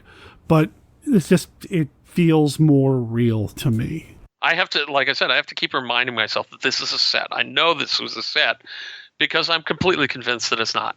I'm completely convinced that it's a complete environment out in the world somewhere that's, a blasted heath that has these moors and these tangled trees and this little gypsy camp in the middle of this kind of denuded forest and stuff. It's just so brilliant set design and all that kind of stuff. And the same for the manor house that Larry and his dad live in. It's just, I have a hard time thinking of it as a set. And I think that's the real success of an art director and set designer in these old movies, is that you completely buy that it's a real space. And you don't think that, oh yeah, there's lights and camera equipment just beyond the edge of what we can see. So I never think about that. And thinking about it just now, it occurs to me that actually, I think, is part of the thing that makes a difference between what we perceive as a low budget picture and what we don't perceive as a low budget picture. Because as much as, I like a lot of our filmmaker friends, there's almost always a spot in their films where I'm thinking, oh, that's a set. Yeah. Oh, that's a set. Yeah, or that's fair. That's a very, very tiny room that they've crammed a camera in, or something like that. And with these Universal pictures, even though, as we discussed, they're B for budget, they're B pictures. They weren't spending a whole lot of money on them. They had the sets that they either built or they had from an existing thing and they reused. They had enough sets that they were always a convincing whole space that these characters existed in. And people have called it like a Universal Monster Neverland, because it's not, it's not the United States. It's somewhere nebulous in Europe, in Wales, in Frankenstein, in some other place like that. And that maybe gives them a license to be maybe a little more fantastic with it than if it were, say, New York City. But it works. Sure. And you buy into the fact that this is the environment in which there totally could be a Wolfman. I need to start wrapping up, so I want to just briefly touch on how this set the groundwork for basically the path of the Universal monster movies moving forward. Without it, we wouldn't have had Frankenstein meets a Wolfman, House of Frankenstein, House of Dracula, Abbott and Costello meet Frankenstein. We just wouldn't have any of that without this film, and so much of it is due to the work of Lon Chaney and company. I think without that, probably wouldn't have the Universal cycle as we know it today.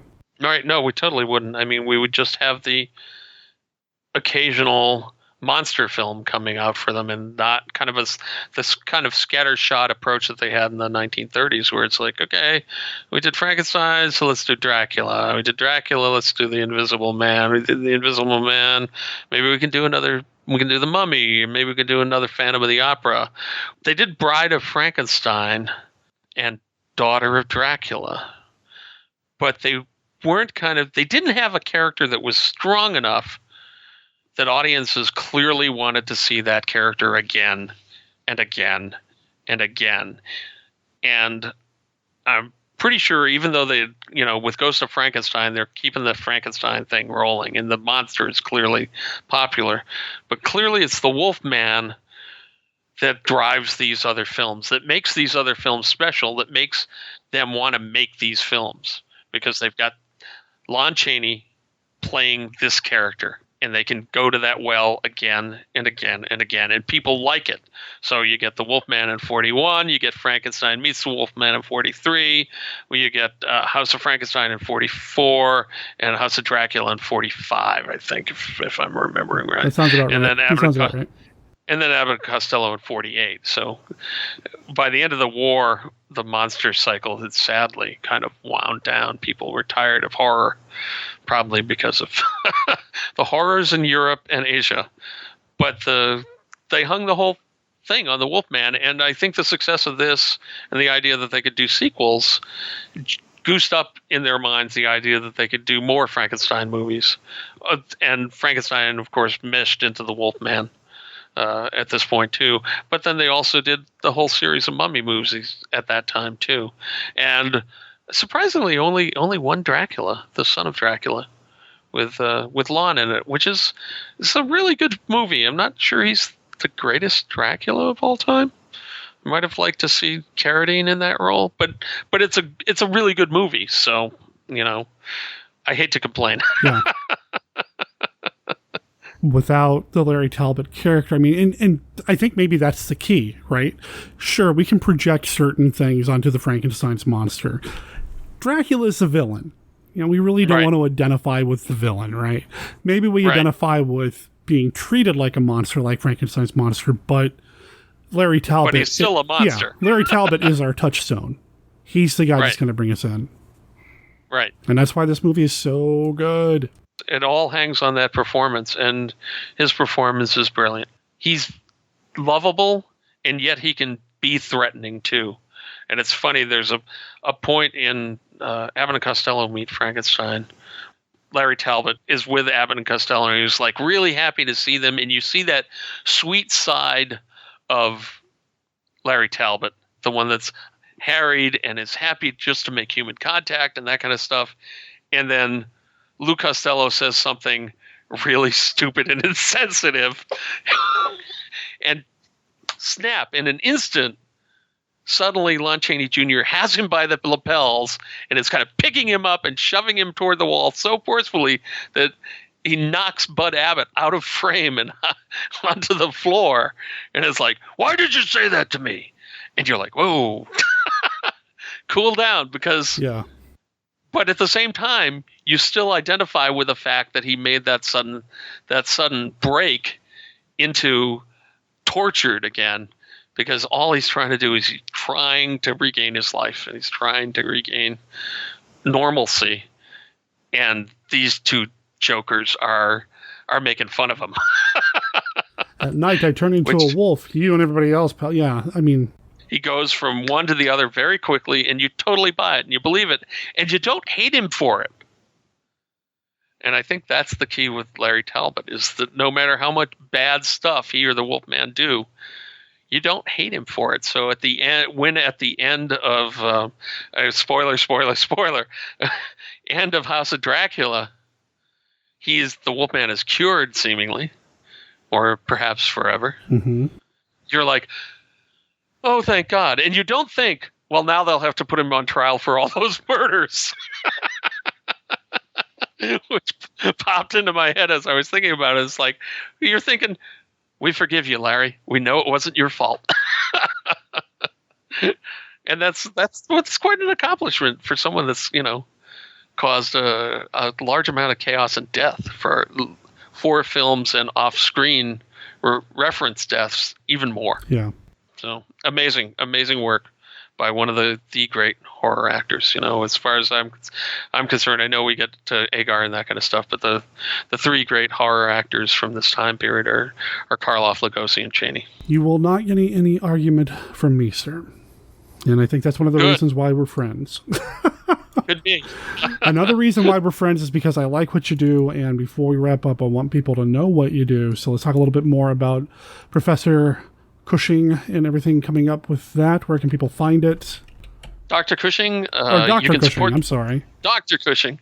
He was a professor once upon a time, but he got a doctorate. I knew that. I was just giving you anyway. So Dr. Cushing can be found at CushingHorrors.com, which is going to take you to my Patreon, where you can throw $1 or $2 at me a month to support it. And you can read the entire novel for free on Patreon or on my site. And I'm hoping by the end of the year that I'll have it out in print and full ebook form.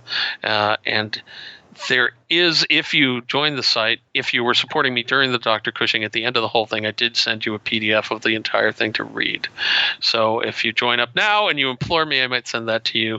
But you can also watch and read the Frost Harrow stories, which are being released every other week. So on the 1st and the 15th of the month on my site, which is sdsullivan.com, is the short and easy way to remember it, or you can spell my whole name out, StephenDSullivan.com, and try to keep monsters in your mind as part of the Monster Conservancy, which Derek and a bunch of our friends are also part of. And you can join us in the Monster Conservancy at SaveMonsters.org. .com on Facebook, and just look for the destination Inner Space Monster in the red or green circle. There you go. Well, Steve, this was an absolute blast. I'm glad we did it. Me too, as always, despite the technology. Yeah, if only we had 1940s technology. Okay. Then this call would have cost $4,000. So yeah.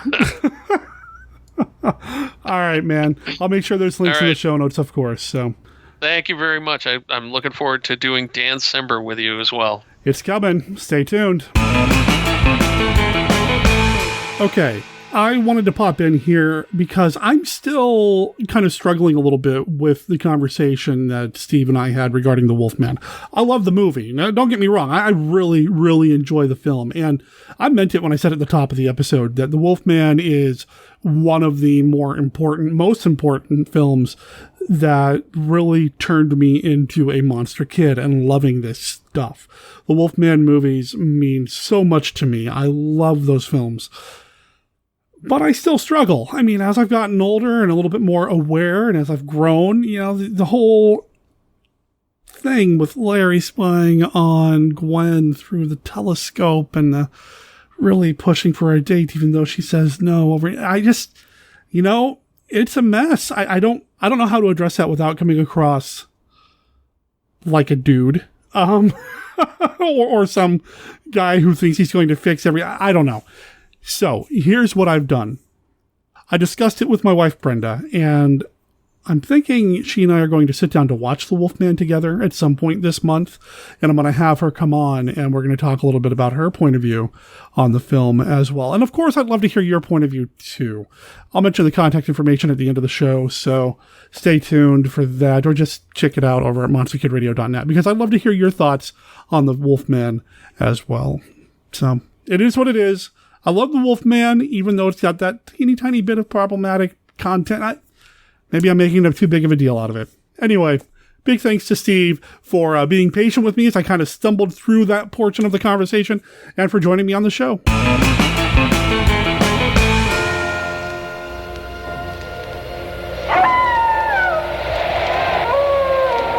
When the moon is full, the beast must die.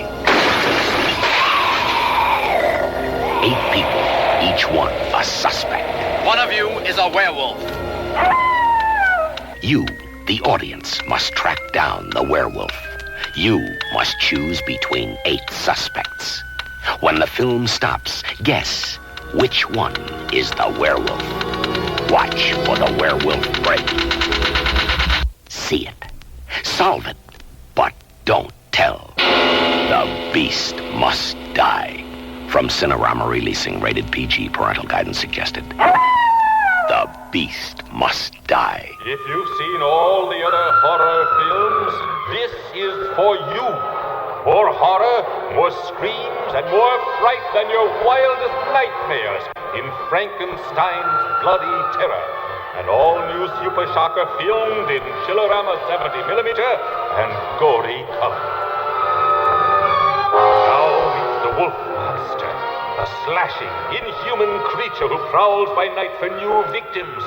Its terror beyond your most fearsome imagination as vampires, using the powers of witchcraft, summon the hideous Wolf Monster.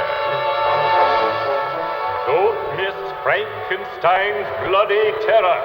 It's a super shock spectacle of hideous horror in Chillerama 70 and gory color. Rated GP.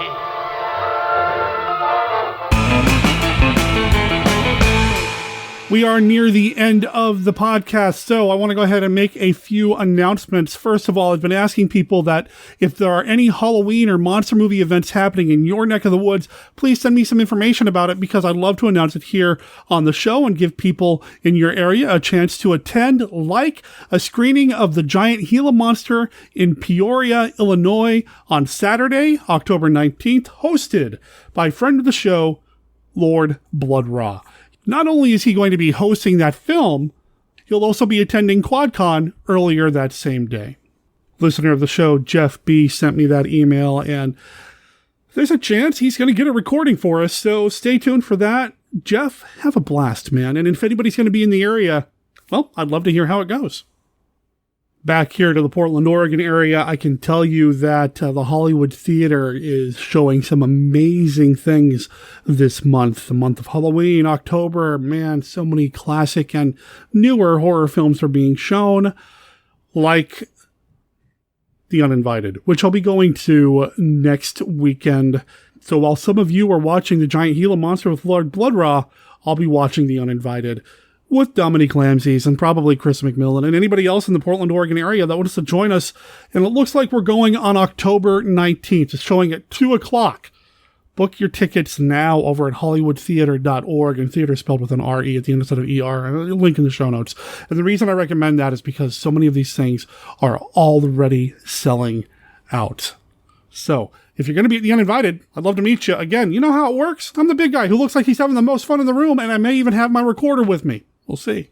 Later this month on September, man, it really is kind of an off day. I'm still catching up from the Lovecraft Film Festival and the lack of sleep from that. I mean, it's glorious, but it does take its toll. Anyway, later this month, October 26th, the Joy Cinema will be hosting another Scare-a-thon. 5 movies all day long. You can buy an all-day pass now for $25 or just buy tickets for each individual film at their regular low prices. Check them out at thejoycinema.com. These are the movies that are going to be playing at the Scare-a-thon. You ready? At 1 p.m., we're going to kick things off with Abbott and Costello Meet Frankenstein. The next movie at 3 o'clock is Frankenstein Meets the Wolfman. At 5 o'clock, Brides of Dracula. At 7 o'clock, Plan 9 from Outer Space. And at 9 o'clock, closing out the event with the original Fright Night. I know I'm going to be there for at least the first 3 films and introducing the movies and maybe doing a little bit more. We'll see. Stay tuned to Monster Kid Radio because I'll announce it here first, and then I'll talk about it on Facebook and Twitter if there's going to be anything else going on with Monster Kid Radio at the Scare-a-thon. But it's looking like it's going to be a good time. It's a great way to kind of get ready for Halloween, because on Halloween Day, October 31st, we're going to be doing even more movies at the Monster Kid Radio Halloween Monster Movie Marathon Watch-Along on Twitch. All day long, I'm going to be streaming classic monster movies. So far, I've got 5 or 6 movies lined up. I'm going to be plugging in a few more as we go. Stay tuned to monsterkidradio.net and Facebook and YouTube for further announcements about what you can expect that day. But I can tell you this, you need to set up an account over at Twitch, which is at twitch.tv. And then look for Monster Kid Radio, all one word, all lowercase, to do the friend request or whatever the heck it is Twitch does. I'm still new to the platform, but I've got it figured out to where we're going to be showing some awesome films, including House of the Gorgon. Yeah, Josh Kennedy's movie. And Christopher Armyam's most recent film, Queen of Snakes. We're going to be throwing those into the mix, and then we've got some other ones lined up. Oh, man, it's going to be a good time. Probably going to be starting around 9-ish in the morning Pacific time, and then going all bloody day, Halloween Day. And yes, I know Halloween is on a Thursday, which is the traditional release date for Monster Kid Radio, so if you can't join us on Twitch, there won't be a Monster Kid Radio episode for you to listen to. Do you know what's going to be on that episode? Well, I've already kind of mentioned it at the beginning of the show, but if you check out the Monster Kid Radio on YouTube channel, you'll see the October 2019 Coming Soon video, card subject to change, that'll tell you what you can expect the rest of this month on MKR.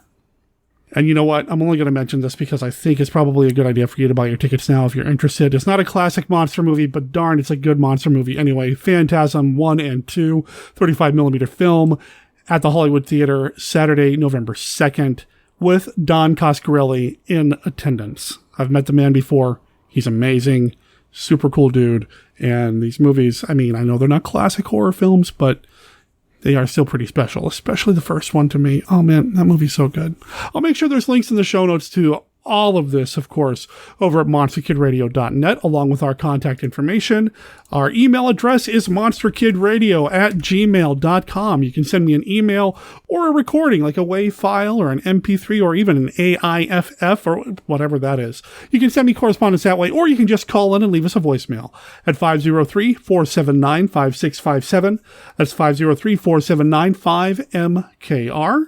And you know what? I'm reading that phone number off the website. I've got it up here on my computer screen in front of me. Yeah, I still don't have it memorized. So I'm looking at the phone number here on the show notes from last week's episode when we had filmmaker Seb Godin on the show to talk about vampire movies from the 70s. And it just reminded me that Seb hit his Kickstarter goal for his upcoming movie, Blood Rights of the Vampire. And I know part of the reason why he did it is because some of you guys and gals kicked in. So thank you. On behalf of Seb, I'm sure I can say thanks, but, just as somebody who really wants to see the movie, thank you. And congratulations to Seb for making that happen. Okay, back on track. MonsterKidRadio.net, that's where everything you need to know about the show is. You can find links to our Facebook page and our Facebook group, our Monster Kid Radio on YouTube channel, the Twitch channel, Twitter.